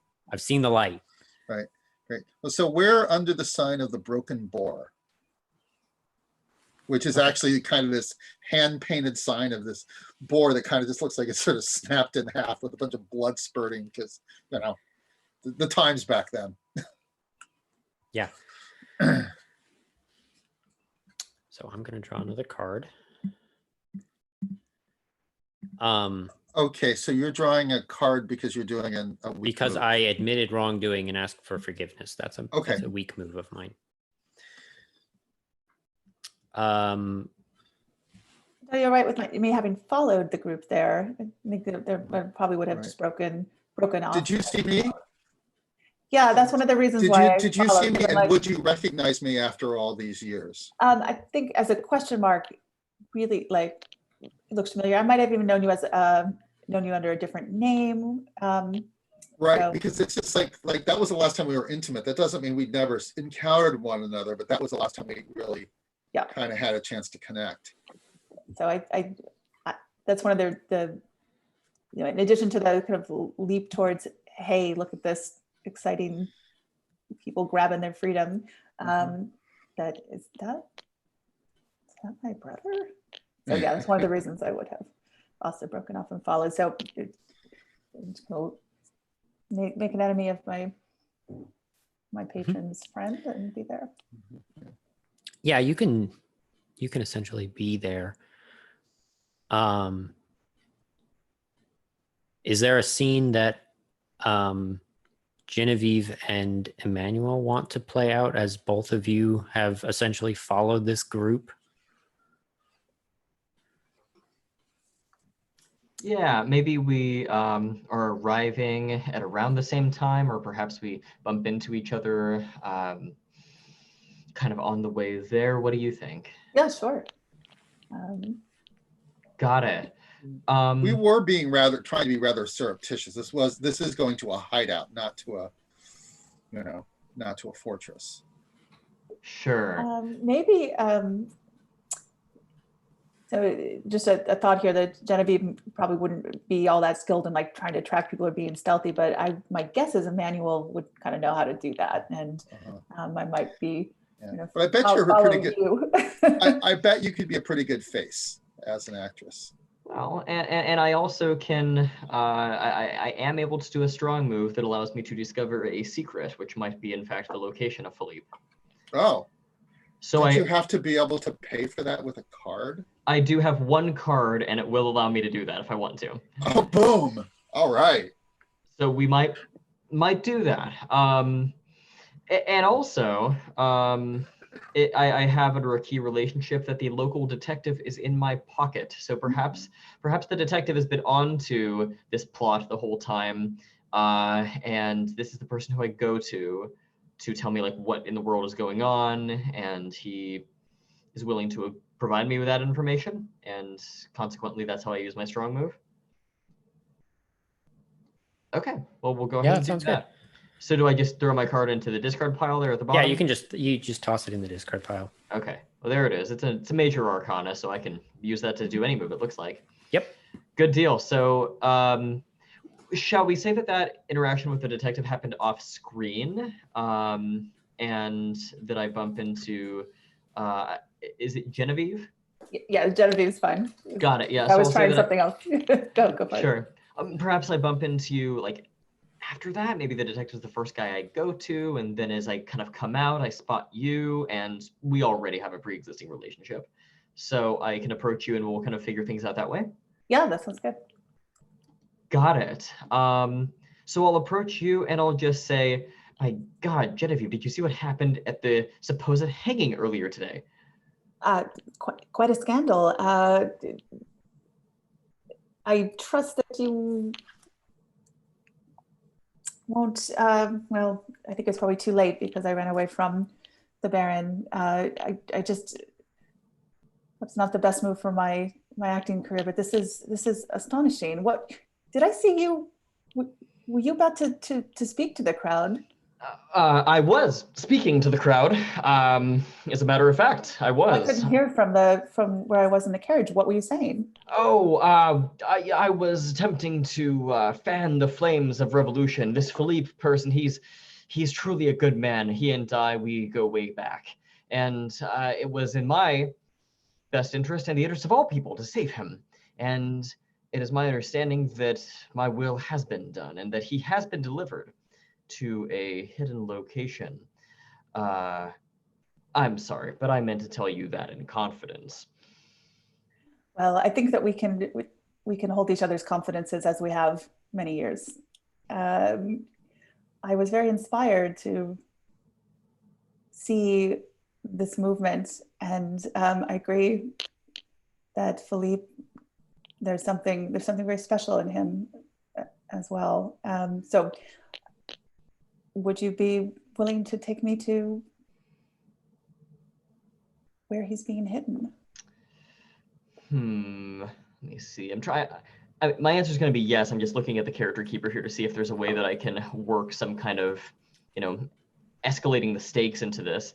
So I will say that Genevieve has a bargain that says you get to draw a card when you introduce them to a powerful person. Oh, duh, we'll do that. I would say yes, absolutely. I think that Philippe is a very powerful person, and it's not long before all the politics in this good city of Paris revolve around him. And if you want to be on the better end of that, well, then I think you had best come with me, and I will be the one to introduce you to him. Many thanks. Good. So we'll take off in that direction. I'll draw a card, and that's how we'll make it. I think that's a good spot to take our next break. We're a little bit past the hour. And this is about the halfway point, so let's take a bit longer break. You can use the restroom or get whatever you need. So let's come back at 20 after. Does that sound good to everybody? Sure. Okay. We'll see you all in a bit. See you then.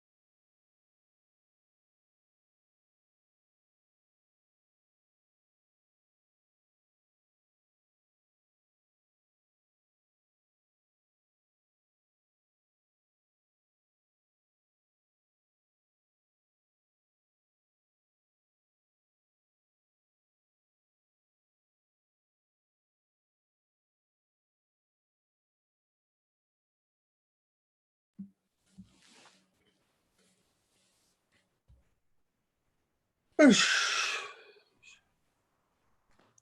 go. Welcome back. Oh.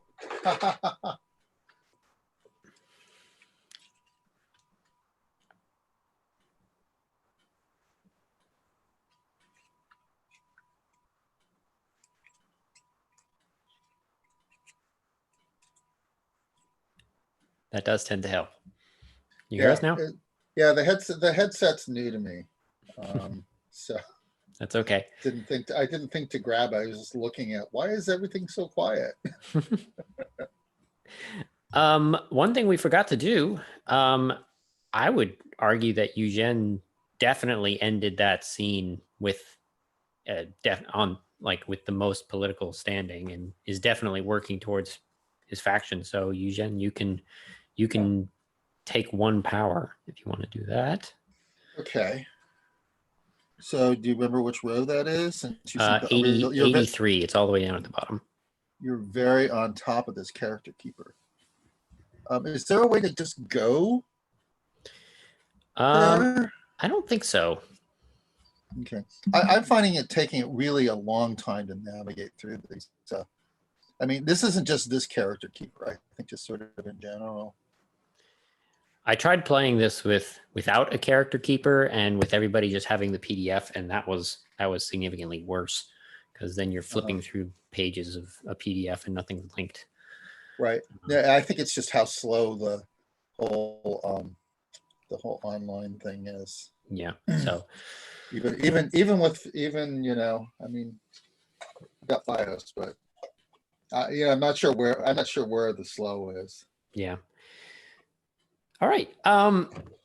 Does somebody have a scene that they want to do? So you can either are these things are these power track things that I can spend my power on? So at to kind of reiterate how that works, at the very end of the session, whoever has the most power gets to define the last scene, and those are the options for things you can do in that last scene to really bring the session to a close on a big note. Great. So tips that I've had for coming up with scenes, if you can't think of one, is to either look at your faction moves and try and think of a faction move to kind of drive a scene, or look at a weak move and say, I want to set myself up in a situation where I can use that weak move and get some cards. So does anybody have a scene that they... Yep. We don't have to do this right now necessarily, but I would like to, at some point, use a faction move to put myself alone with Eugene. And at some point, I would also, whilst alone with him, use a strong move to discover how he is vulnerable. So I'll put that out there. We don't have to do that right now, but maybe since we're all going to the same place, I could find a space in that conversation to sneak away with him and have that conversation. Yeah, I like that.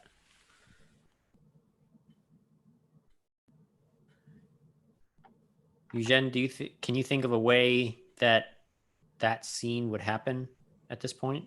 Well, I think that once we're in the broken boar, you know, and go to the back room. Are you oh wait, this is Emmanuel who wants to do this. I'm sorry, I was thinking it was Philippe. With Philippe, it's much easier. It would be much easier to figure this out. Yeah.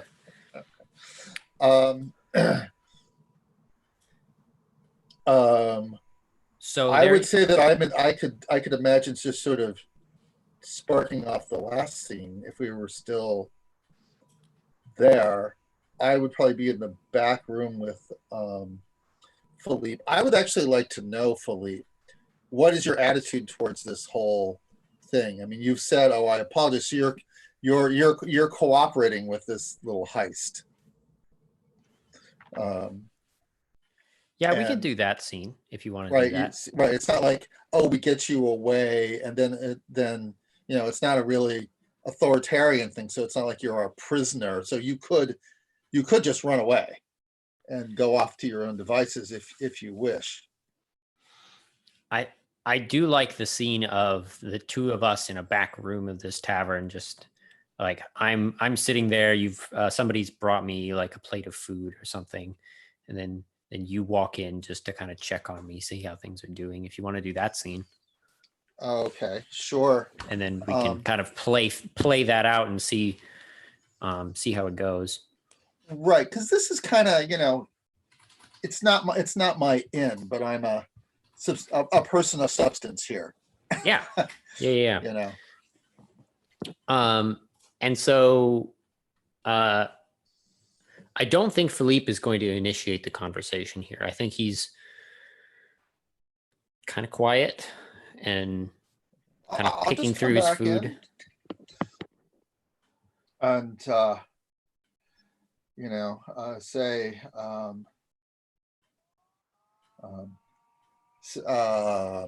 citizen Philippe, how do you find the fare here?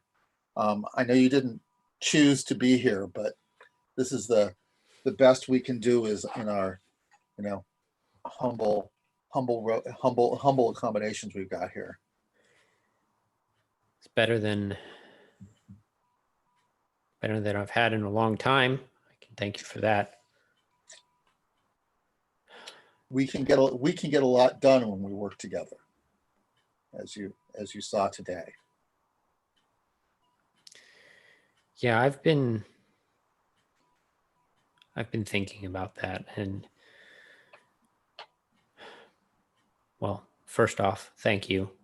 I do owe you and your group my life, so I guess I'll have to repay that somehow. But well, we're not. I'm no merchant, buying and selling people's lives, and we've worked together before, perhaps not so successfully against the famine. And I shudder.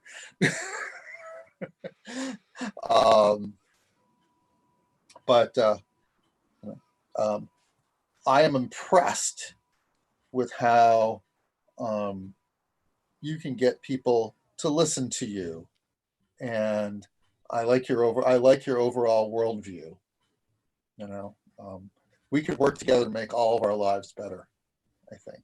okay. I'm going to spend a card at this point. If I can pull the right card out.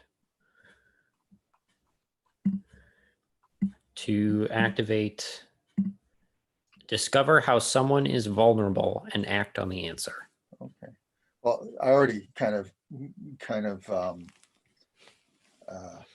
what's the word?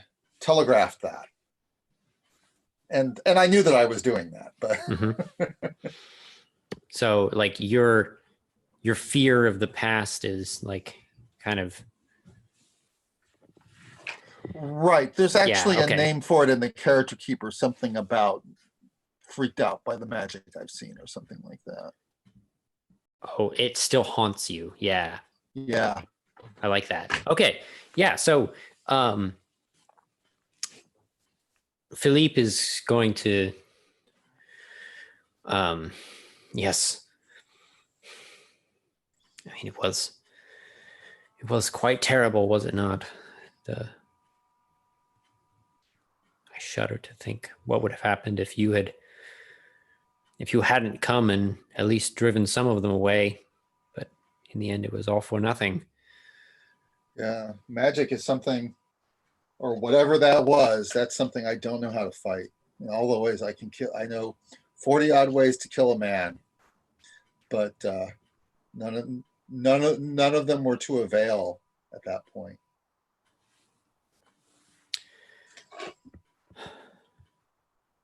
And I think that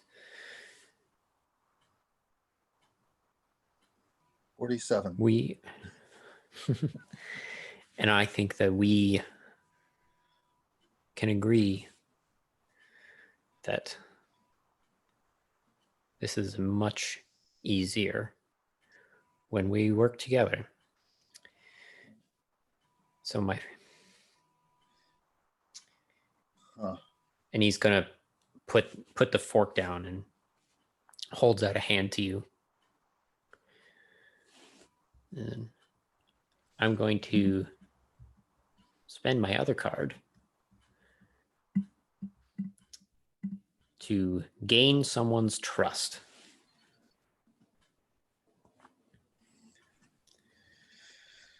Okay. And so, regardless of my actual intentions, which I will let you know are not to wholeheartedly just jump into this rebellious cause. Right. So does that mean that my trust? So that means my trust is gained in the moment of your spending the card. Yes. Not that So my trust is forever unshakable. No, but for the moment, so I've spent the card, and so that is me saying this is what I'm going to do, and I'm saying that you are trusting me in this moment, and you are trusting what I'm going to do next, even though out of character, we know that it's probably not necessarily in the rebellion's best interest because I'm still working for myself. You can choose to yield and take over the narrative control of that in exchange for giving me a point of power.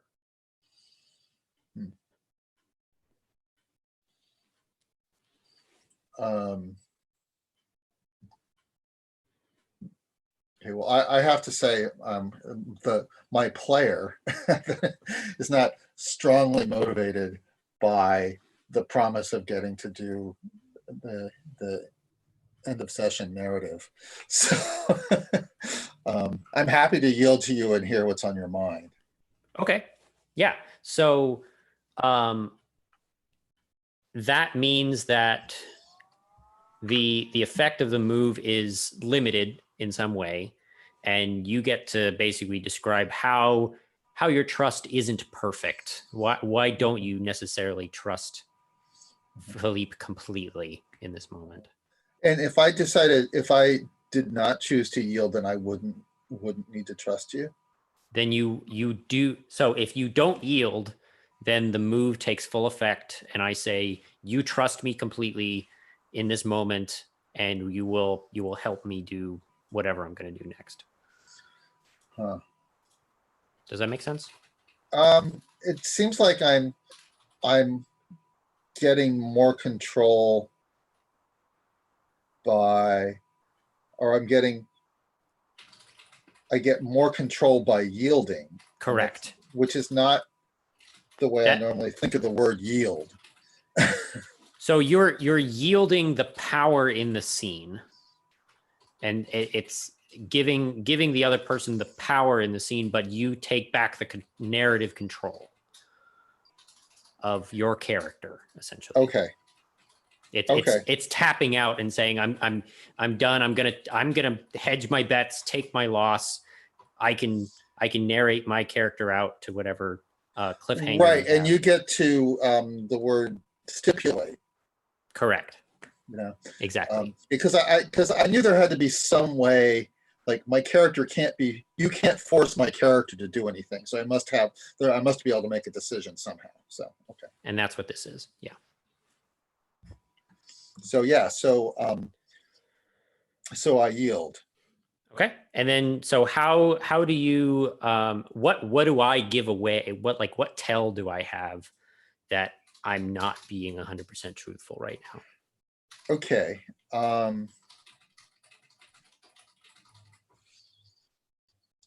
And this is without you saying anything more.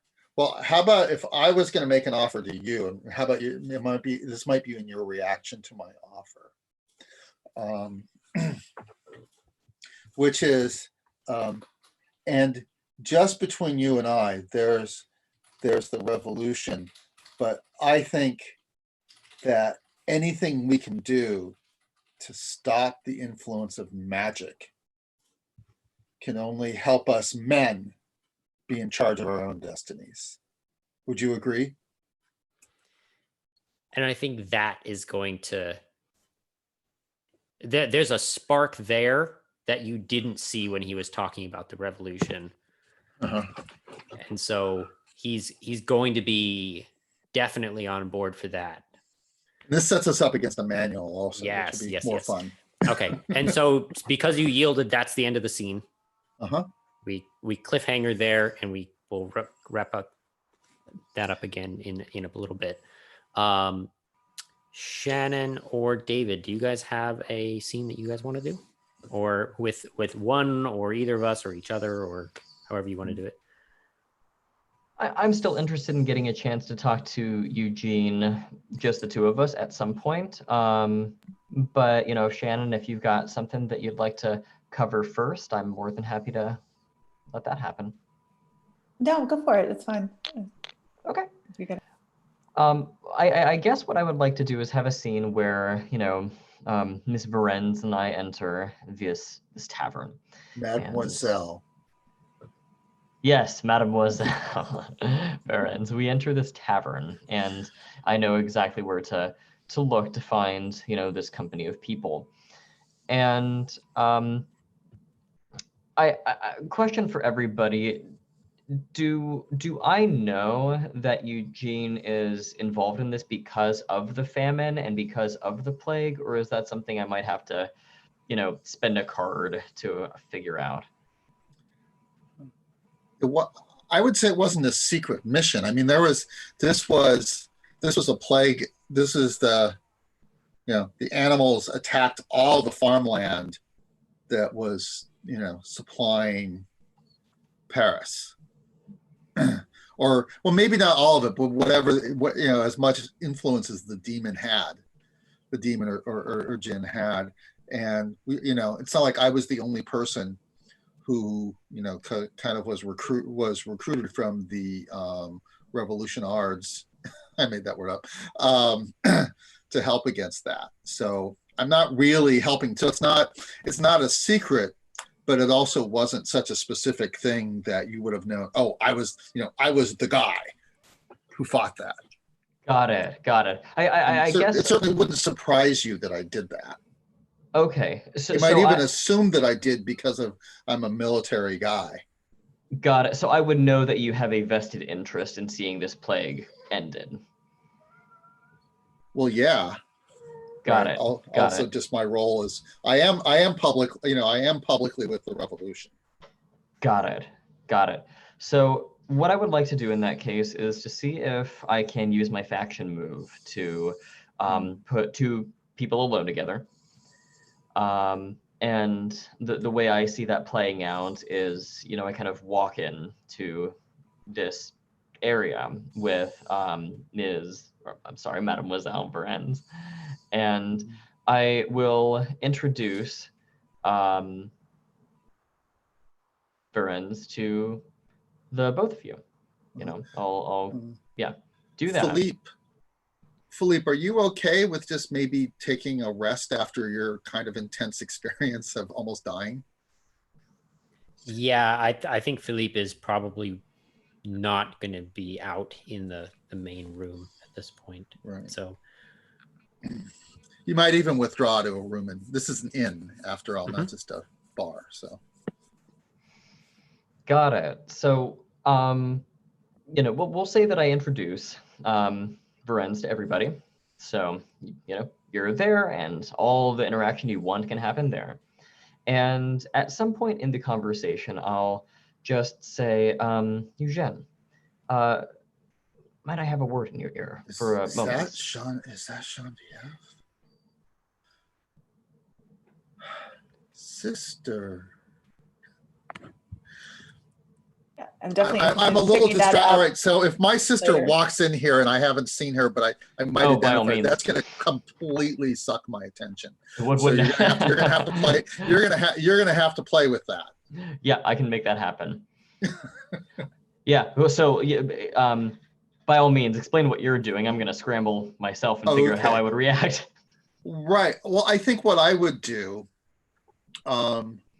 I can't remember whether sexism was a line or a veil, but I think as a soldier walking up to a woman probably wouldn't be outside that I don't necessarily know wouldn't be necessarily outside what I would do. I have as it a down as a soldier. veil, by the way. I just looked. Okay, so anyway, I'm just going to approach her not in a not necessarily in a hitting on, or Genevieve, I'm going to approach you not necessarily in a hitting on you way, and just ask. I say, might you be from? I don't know, Saint Anselme. Years ago, sir, you look very familiar to me. Genevieve? It is I, Eugene. Oh my God, it is.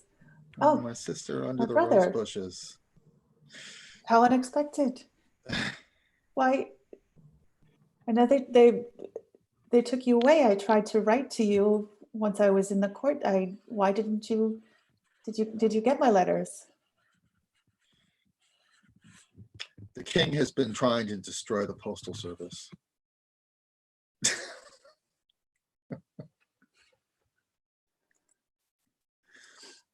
I never did. How odd. And here you are. Here we are in Paris.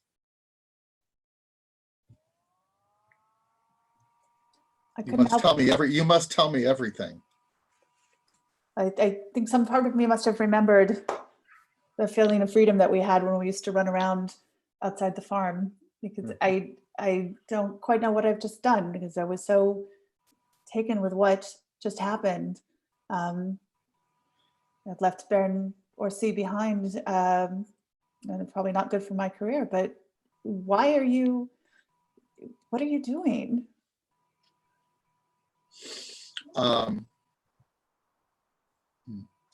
Maybe there's no way to tell by the way people dress. What were they called? The sans culottes? Was that the revolutionary guys? Anyway,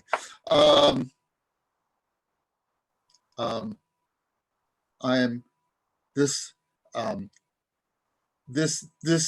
inn is run by and for the citizens of Paris, and I have been blessed to be.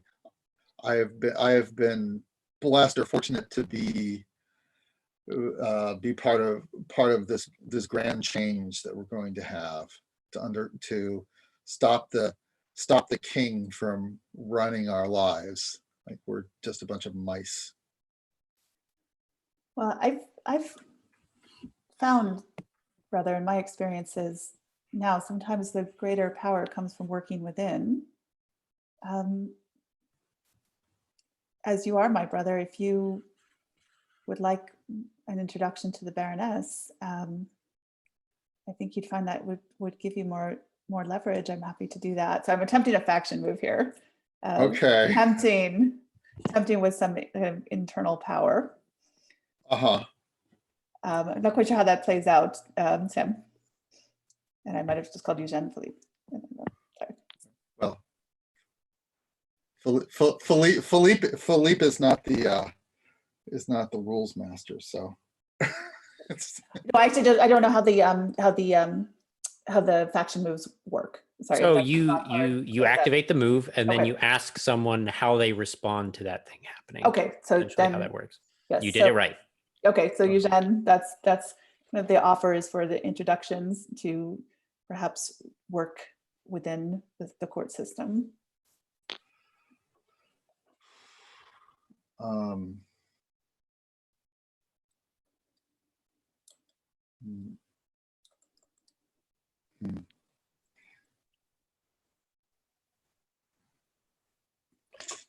It's an introduction. Yeah, no, I'm actually trying to figure out sort of kind of how my, like, I could think of two completely like subtextually. I'm like, no way.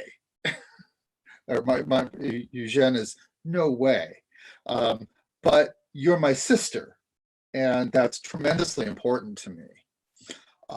So I don't want to say, well, that's so if I were the brash soldier, I would say, well, that's stupid.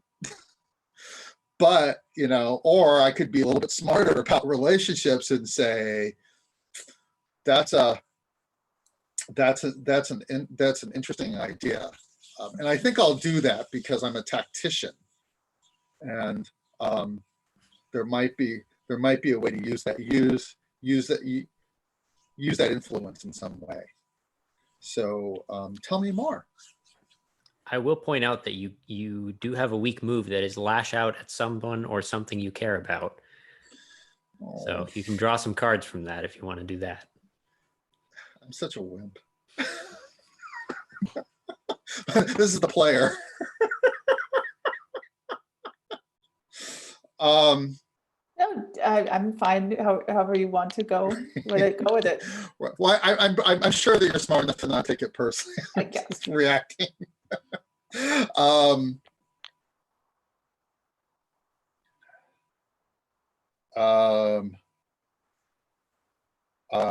Okay, well, I'm going to sort of take a middle ground and say the Baroness, a Baroness. What could a aristocratic scum like that do for me?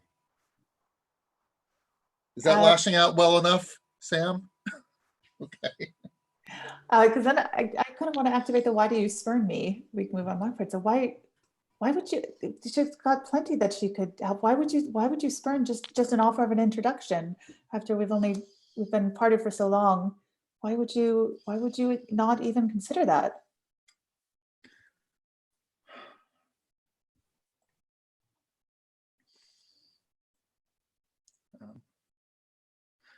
So what is her attitude towards what's been happening now in the streets? So I think, from what you can tell, she's perhaps a little bit confused right now because the last thing she expected was she was going to follow this rebellion that sparked and end up in an inn with one of her patrons, as far as she knows, Emmanuel, and then her long lost brother. So she's someone who's benefited a lot from being inside the court system, but remembers what it was like to be from. So I think you can't quite as just kind of some excitement about this idea of freedom, but then also clearly clinging to the relationship she has with the court. So I'd say confused is the headline there. I'm looking at my card. Okay, I guess it actually doesn't matter. I don't have to use that for storytelling. All right, okay.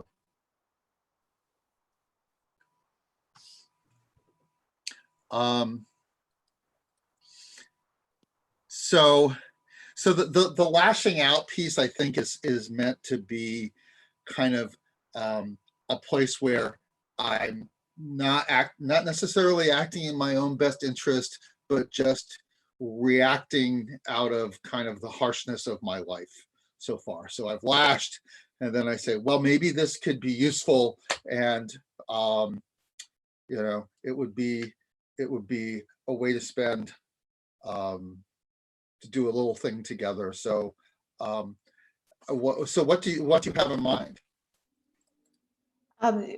Just an introduction. Yes, just an introduction. Perhaps before my next performance. And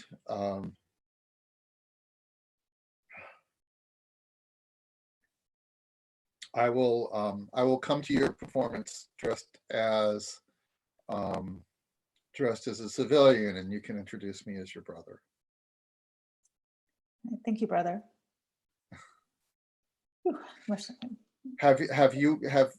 see. So what happens? We have a mother. So have you heard? So what have you heard of Mama? Honestly, nothing.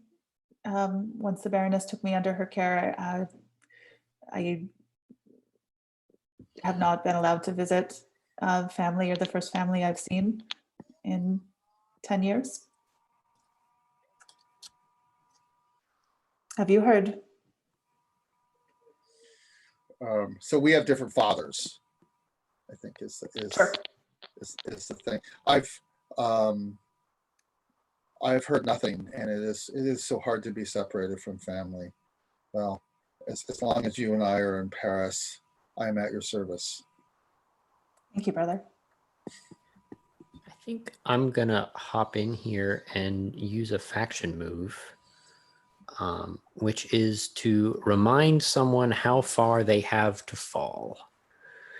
And so I think Genevieve is going to be looking around at this inn, and you're realizing that it's dirty. It's like people here are like barely living off of the scraps that they have. You, on the way in, you probably passed one or two beggars trying to get just like anything that you have, and your beautiful dress stands out and it's very auspicious in this setting. And if it weren't for the Baroness and her patronage, you would probably be here. And how does that realization affect you? Yeah, I think that's something that starts to sink in. There was that rush, adrenaline rush of following the crowd and ending up at this inn, but it's almost like kind of everything's fading away, and she's noticing maybe there's a smear of ash on her dress, which she hasn't seen in years, and with a sensory memory of being covered in ash and dirt when she was working on the farm. And I think it's mostly like, oh, what have I done?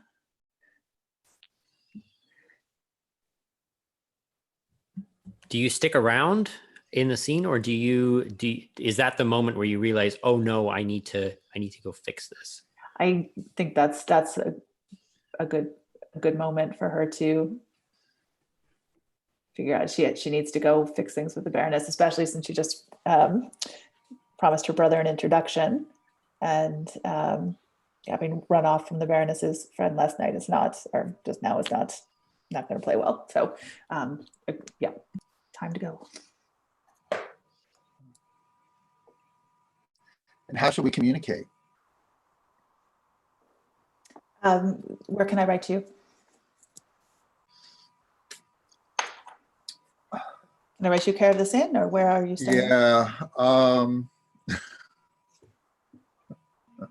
You can leave if you leave word for me here, I will receive it. All right, very well. And then I'll probably make apologies to Emmanuel, and somewhat hurriedly leave, but I hope, Emmanuel, I will see you at my next performance. Oh, wouldn't miss it for the world. Thank you for your help. Do you have a box at the theater, Emmanuel? Oh, of course. Absolutely. Amazing. I think this is, oh, Emmanuel, you're muted again. I'm sorry, I was just gonna say, go ahead. I think this is a very opportune moment that as Genevieve has left, Emmanuel and Eugene are just sitting at the table. And so, Right. And I'll say, my God, Eugene, I had no idea that How do you know my sister? I'm a patron of the arts, Eugene. She is an actress whose work I've followed for some time. It's simply a professional relationship, of course. But I had no idea that you two were related by blood. This calls for celebration, and I'll order a drink for the two of us. It does indeed. It does indeed. And as I'm sort of beginning to drink, I'll say, I wanted, so long as we're here together, to ask something of you, Eugene. Yes, citizen. Yes, you see, I bring this to you in the... And that was you up there. What were you doing up there on the stage, on the gallows this afternoon? Well, I was making a sacrificial effort to save the life of Philippe. I had no idea that you already had this situation under control. Thank you from the bottom of my heart for supporting this common cause that we both share. And because you have done something so incredibly meaningful for me, I wish to return the favor, both for you and for Paris and for France as a whole. And I say this to you in the closest of confidences, Eugène, but this plague, this famine that has overtaken the countryside, I think I might know from whom it emanates.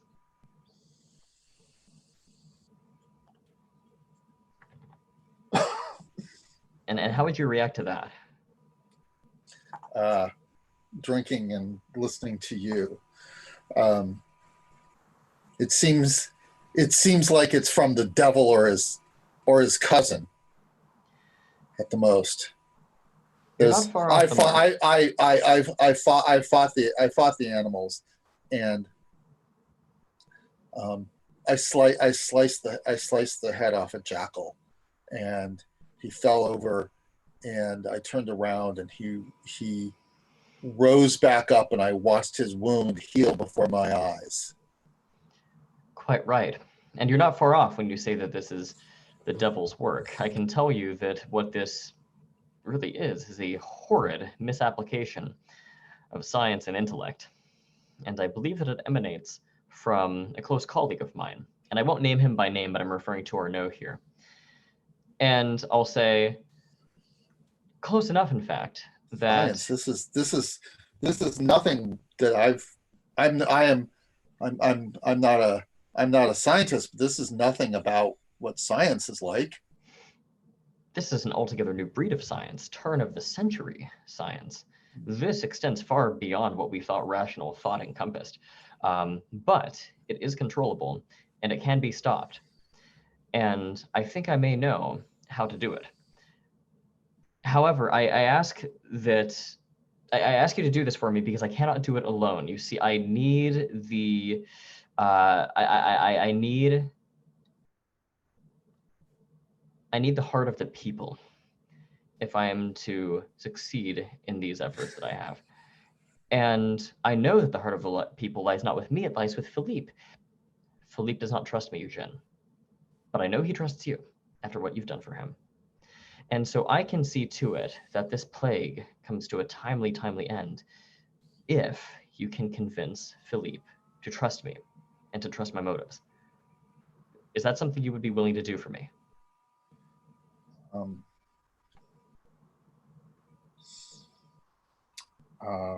I can certainly tell him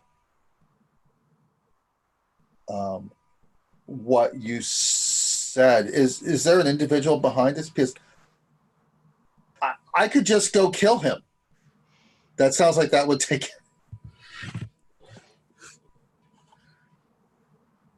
I will say that A soldier. I will say that I am the only one able to prove his involvement, and that it falls to me alone to stop it. And again, these are for reasons that extend beyond rational thinking. I'm sorry that I have to be so oblique with you, but these are the facts as they stand.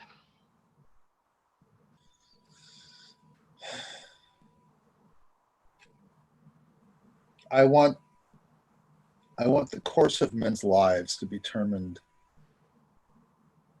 by, I want the course of men's lives to be determined by men, not by science or whatever this oblique thing that you talk about. How can we stop it? I will see to it that it is stopped. All I ask in return is that you inform Philippe that I am the one responsible for having stopped it. And if you can, put in a good word with him. Let him know that I am trustworthy. Uh-huh. And so what are you getting out of this? Do you want to sleep with Philippe? I am getting the confidence of the people and the means by which you and I and Philippe and all of the common man are able to reform our country of France into a new utopian haven, completely distinct and inverted from the chaotic hellscape that it has become.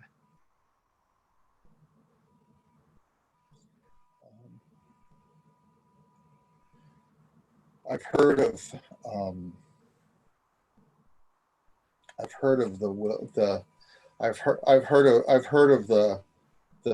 will of the people, and that's I think what we need to follow, or be able to follow in these modern times.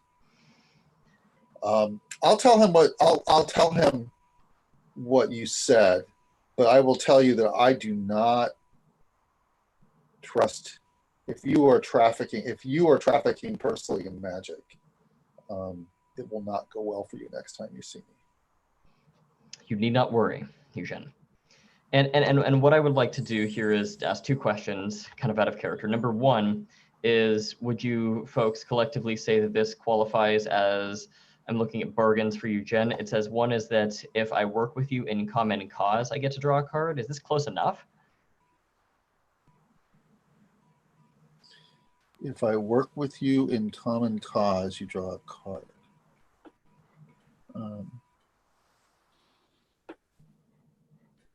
I do genuinely intend to end the plague. I'm planning on using a faction move to kill Arno off screen. Well, you can do it with a faction move. I have to spend a card to do it. See, it's more efficient this way. You should work with me. You scientists and your efficiencies.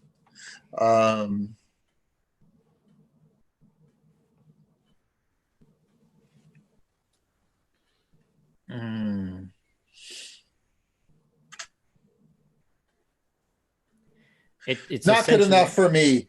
Tell me now.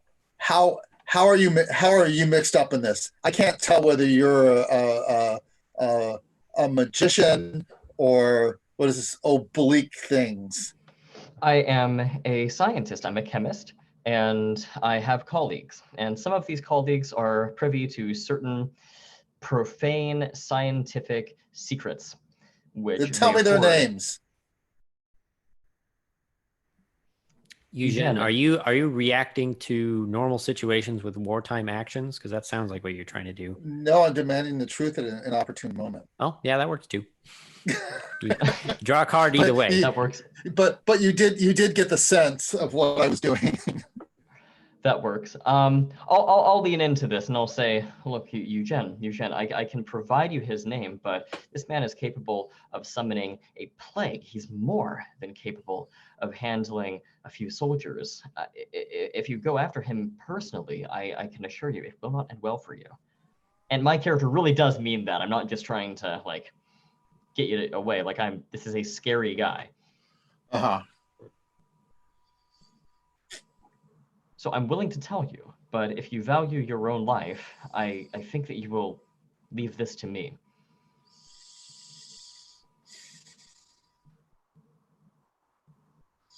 Well, it's clear that my tools have been powerless against this magic. So there's no call for me. There's no call for me to repeat that. Well, very well. I do hope to work with you, and I mean that sincerely. Please put in the good word with Philippe, and it is my understanding from your conversation with the Mademoiselle Varennes that I can reach you here. Yeah, we did that in public, didn't we? You can leave word for me here. Okay, great. Very well, and I'll take my leave. I'll take my leave with that. I guess my question is, again, do you think that this qualifies as working with you in common cause? I mean, I suppose if we wanted to retcon, I could instead ask you to kill Arno for me. That would qualify as asking you to damage something or someone. Yeah, but you just told me that's a really bad idea. Yeah, that would require kind of a retcon. That would definitely be a whatever, stop, rewind, play. I don't know. Sam and Shannon, what do you folks think? Do you think this qualifies as common cause, or is it too manipulative for that? I would say that if they work with you, say yes that they work with you in common cause, then I think Eugen also gets to draw a card for granting you access that you didn't have before, because that's one of your bargains. No, we can both get something out of this deal if you want. Yeah. So if both of you want to draw a card for that, then sure. I tend to start spending these cards. Okay, so shall I assume that that's what we're doing then, Eugen? Yes. Okay, and question number 2 is I'd like to use a weak move, despite how, handsome and well-spoken and, clearly invested in the betterment of France I appear to be. One of my weak moves is to ask, how do I disgust you? So what would your answer to that be? Wait, I'm supposed to answer that? I think so. Yep. Okay, well, let me go back to looking. Well, I could say that it would actually be around class. Like, you are clearly, of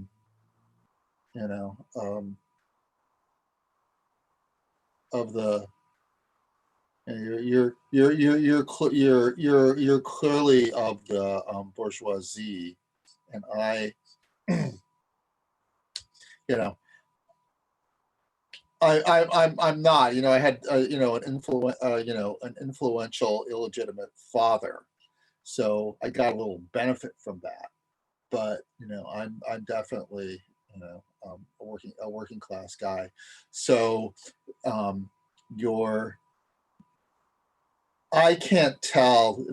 I'm actually not, I'm a middle class guy myself, but working class people often say, I can't tell that you're real. Like, you seem, I think you actually played it very well, just out of character, but you seem invasive and hesitant and calculating, and I can't be sure where I stand with you, and I'm sure that disgusts me. I mean, I've met other people like that who have disgusted me. Yeah, and I have also the weak move to say provoke the suspicion of your peers. So if not disgust, then maybe I've at least provoked your suspicion. Right. Well, you certainly haven't earned my, I wouldn't ask you to watch my back in a knife fight. Right. Makes perfect sense. I'll whatever move that qualifies as, I'll just take a card for it and call it there. And that's it for me as far as that scene goes. Yeah. We are a little bit past the hour. Pick a pet person who gets a PowerPoint from that? Oh yeah. Who do you guys think ended up on top from that scene? If it's nobody, then that's fine. But I think Emmanuel probably got the better end of that deal. I would say so too. It's not nearly as clear as the previous scene. No. And I mean, I've probably come back to bottom, to be fair. I have no objection to that. Okay. Cool. It is just past the top of the hour. Do we want to take a break here, or do we want to just kind of push through and finish this out? Because this is coming into the home stretch. We've got less than an hour left of our time slot, and I'd like to end a little bit early to do some recap stuff. So I think I'd rather keep going. Yeah, I'm fine. Yeah, let's do that. Do okay, sure. Cool. So the next scene, I think we've kind of set up this scene of Jean-Vienne and Eugen in the kind of at this play, and I do want to see that. Do we want to do that scene? Do you want to bring anyone else with you into that scene? Well, it seems to me that our conflict is with Arnell. I mean, there is kind of the setup of this introduction. Given the amount of time, it sounds like with that we would have I'd like to do something with Arnaud Okay. So, as a scene, which thought I- seems separate. The thought that I had is maybe given the time limitations, maybe we can kind of just assume that introduction happened. Veil it. Thought it might be interesting, but perhaps one of the things could, if everybody could be at the theater, and I'm not sure if Arnaud might also attend the theater, but we could potentially set something up there. We'll have a big, kind of a big. I like the showdown way at you the think. end. I was having kind of a similar thought. The I other like thought that. I thought that if I had more time to play it out would be that at one of these plays, which I guess are kind of produced by the Baroness, like that's maybe Yes. her kind of shtick in society,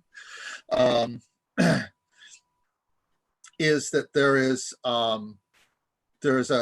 a buffoonish character who's supposed to be, with the Revolution in one of the plays, and I see this and I just go berserk. You've introduced me to the Baroness already, and then I I leap up to her box and put a sword at her throat or something like that. However, I could, I don't have to do that, but I think that would be a fun way to, if we had another hour, I would want to maybe play something like that. Well, I mean, actually, if we want to do that, I can further complicate it and maybe. Or you could invite Arnaud to climax. the theater. You could maybe invite Arnaud to the theater. Well, out of character, I'll just, for the sake of kind of collaboratively constructing a story, tell you what my plan is. My character's plan. My character's plan basically is to, have Arnaud killed, and that might happen quietly or dramatically at the theater. And then with him out of the way, my plan is to actually burn a card to get the reagents that I would need to re-summon the demon that he summoned. And now that Arnaud is out of the way, my plan is to make a trade with this demon and say, call off the famine, but instead give me the heart of the people. Or if we want to make it more destructive, I want you to destroy everybody royal in this theater. Yeah. And that's great. Yeah. I was thinking, I was thinking of something like where there's all these people and there's all this emotion. What a great thing to propel a ritual, some kind of ritual magic forward. You could actually, kill everyone. My thought goes to, if any of you have read Illuminatus, it's a book from the 70s, but there's this big part of it there's basically going to be this Cthulhu is going to be summoned, and there's this big rock concert. Everyone at the rock concert it's not Cthulhu. It's a bunch of Nazi soldiers who are under Lake Geneva in Switzerland. And everyone in the rock concert is supposed to die, and these Nazi soldiers are supposed to be reincarnated or something, something like that. Yeah, well, I think the idea of a play being kind of the emotional fuel that will summon this creature forth is awesome. Yeah. So, and could be something that's meant to be stage magic turns out to be real magic, sort of thing. yes, I love that. Oh, Awesome. yeah, I like that. So mechanically, what we could do is say that this is the end of our session, and since Emmanuel is tied for the most power, and the tiebreaker is whoever got their power the most recently, you could activate your power move of show your power through destruction and have that play out the scene. And so that basically gives you full control over the scene. We can play out how we want to, and we can continue using moves and stuff, but that is your narrative excuse for having this happen. Does that Okay. make sense? I mean, if everyone else is comfortable with it, then I am. Sure. I like where that scene is going, so I'm more than happy with that. So my thinking is that I've invited Arnaud to this play. Everyone else is going to be there as well, and so you're deceiving us, and you're deceiving Arnaud. So you are a sneaky. Yeah, he's a scumbag. He's awful. Yeah, he's a lying, traitorous jerk. But yeah, I guess my thinking is that I would like to maybe at some climactic moment in the play I would like to quietly like take Arnaud, and this is like supposed to happen off screen, but I would like to kind of take Arnaud to sort of a side room, assassinate him, and then use his blood as the last person to control this demon as like the final reagent or ingredient that I need to conduct this ritual. And I mean, that's what I'm doing. Okay. So yeah, how about you guys? And is the ritual happening on stage? Someone had the idea of like there was what was supposed to be stage magic, but somehow by like, throwing in on the, blood of Arnaud or something, this actually becomes like kind of real magic. I think that's an awesome idea. I love that. I think you just switch out one of the vials that maybe I would take on stage with me, Yeah. and it's Arnaud's blood and not whatever you'd use instead of ketchup in the 16th century. I want to see the scene a little bit before that, because I do like the idea that Eugene had of like, there's the character that pissed him off, and he's gonna go charge up to the Baroness's box, and so I think that Philippe and Eugene are here together, and we are not in the Baroness's box. So I want to see that scene of the two of us trying to figure out how I react to you freaking out, essentially. So what sets you off? So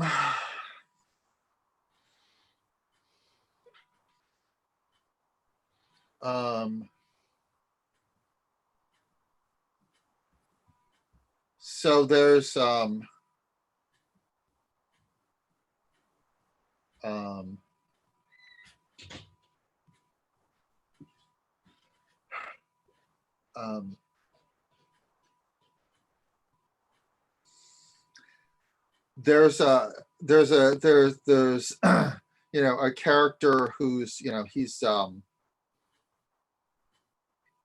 he's dressed like Eugene often likes to dress. In fact, well-known kind of, currently maybe these days it would be,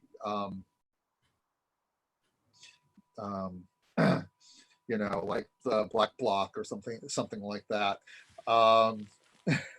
And he is,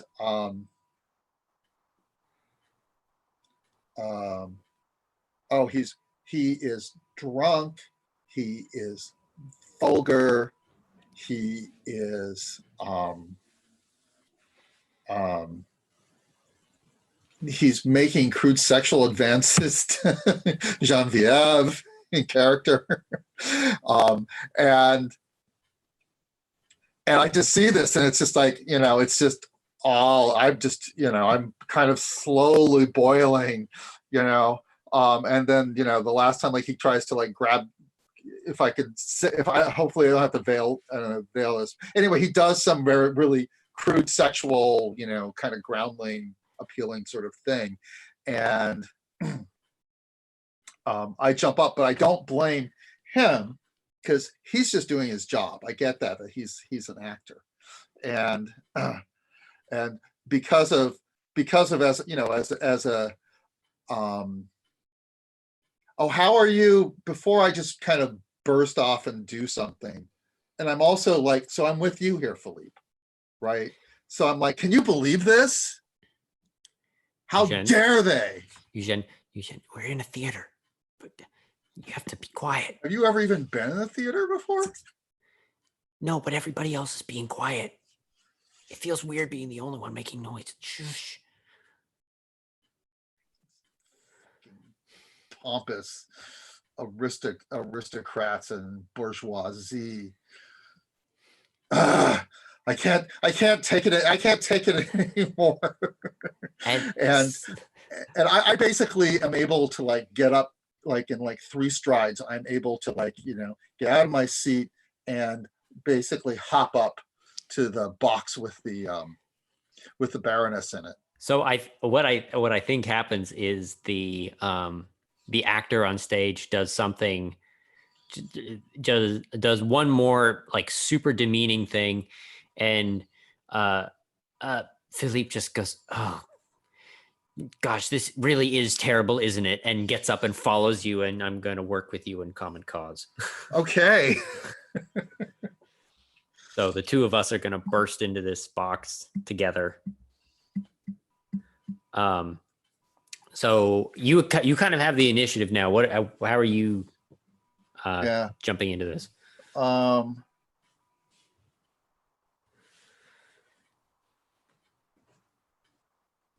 You've got some cards. Yeah, I know. I'm looking at anything that I can do with them.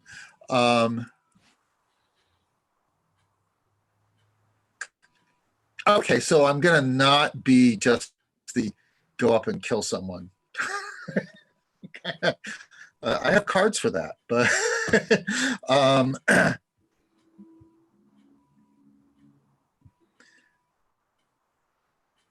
I say, Baroness, I demand that you repudiate publicly the actions of this false and demeaning character.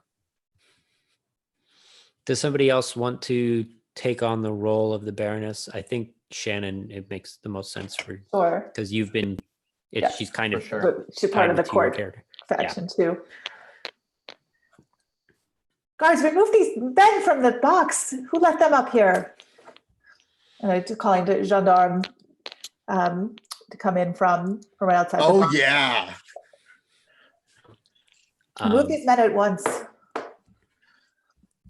So I don't know if I need to have a card for this. I mean, what in the movie version, one of the movie versions of this is that they just come in and they take, and I kind of look at them and have my knife out, my dagger out, and I growl and they just back away. So Philippe, where are you right now? I think Philippe has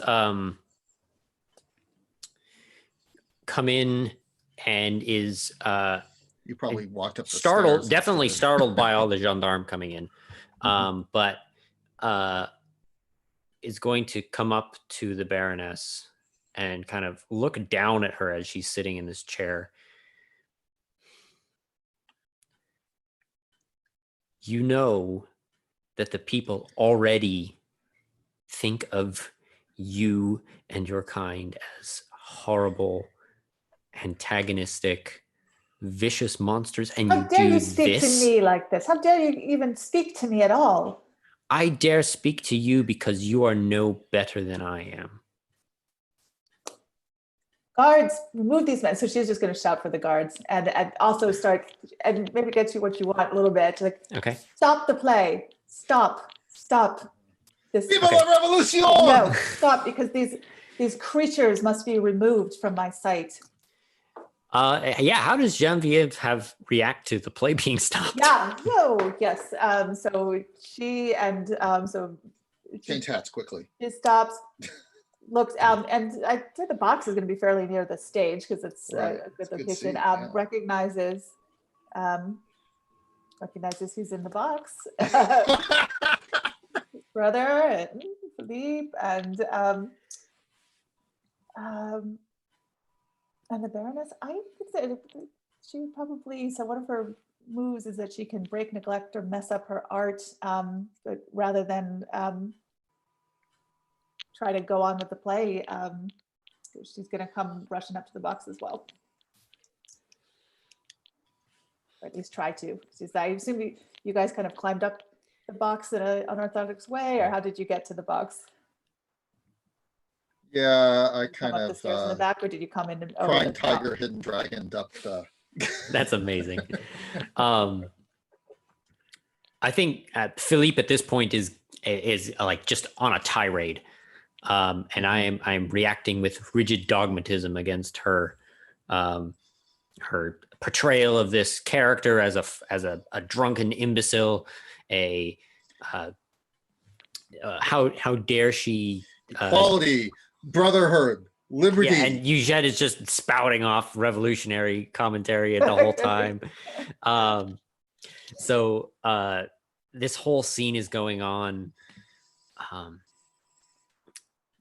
and I like the idea that the stage magic is still going on, even though there's no actors on the stage anymore. Yes. So Emmanuel, what does that look like? Yeah, I imagine sort of a like a smoke effect that is sort of emanating out from beneath the stage, but it's not really smoke, it's actually some kind of like profane sulfuric brimstone kind of thing that's beginning to emanate throughout the theater. And ultimately, I think that what would happen is it would begin to kind of convalesce into this sort of spectral, semi-corporeal thing, but there are these eyes in the center of it that are peering out at everybody, and it's kind of beginning to take center stage. Don't know if people will notice it until it's too late, but that's what I kind of envision it as looking like. I like the idea that perhaps so the actor who is playing the coarse peasant is the only one who's kind of left on stage and he's seen it unfold. So kind of all the furor that he caused, but everyone's focused on yelling about that. And he's the only one really like, this isn't supposed to be happening, but no one's paying attention to him because everyone's yelling at each other. That's amazing. That's awesome. So Eugene, bring us home. How does this, you've used your PowerPoint, so you have the most power. I thought this was Emmanuel's PowerPoint. Oh, yeah, you mean Emmanuel, bring us home. Sorry, yes. Right. Okay, thank you. Cool. Emmanuel. I was confused. So your power resets to 0 when you do this. The rest of us get to keep ours if we were to play more sessions and we start at 1. But you narrate us home. How does this end? Got it. I imagine that at right about the time that the audience begins to kind of look away from what's happening here and look over to, wait a minute, that can't happen naturally. And they see this thing kind of billowing up from the floorboards, and it's like unnaturally shaped and much larger than it really should be. At that point, I think that, maybe in an over-ambitious fit that will later on in an epilogue scene lead to his own downfall, I think that Emmanuel would emerge and sort of call for order and make this great proclamation that the time for change is now, and I am the one to usher us into this new time, this new epoch in the history of France and Europe more broadly and the world more broadly. And at that point, I'll make this demand that all the royalty in this theater be slain and that the will of the people be done. And I guess we'll just see how that would play out from that point. Maybe it would just like sweep across and like overwhelm the entire theater. Maybe it would be sort of a Faustian bargain and it kills like almost everybody and it doesn't discriminate. I don't know how that would look, but that's what I envision. Can I add a spice? So as the smokes are coming, it looks like what was supposed to be a shadow of, there was some kind of maybe shadow puppet that was supposed to be kind of scary for the stage magic, but it grows bigger and bigger and starts to form and become 3-dimensional, so that people thought, oh yeah, hey, isn't that a cute stage? Is that really a trick? I love that. Nice. So, and I think that's where we're going to end it, just on this sweeping smoke going through the theater and people dropping dead left and right, and that's where it cuts to black. Right, well, that's an appropriate amount of chaos. Yeah. Cool. Nice. That's awesome. That was amazing. Thank you all. I'm going to stop the recording now. So thank you anybody who was watching, and hope to play with you soon.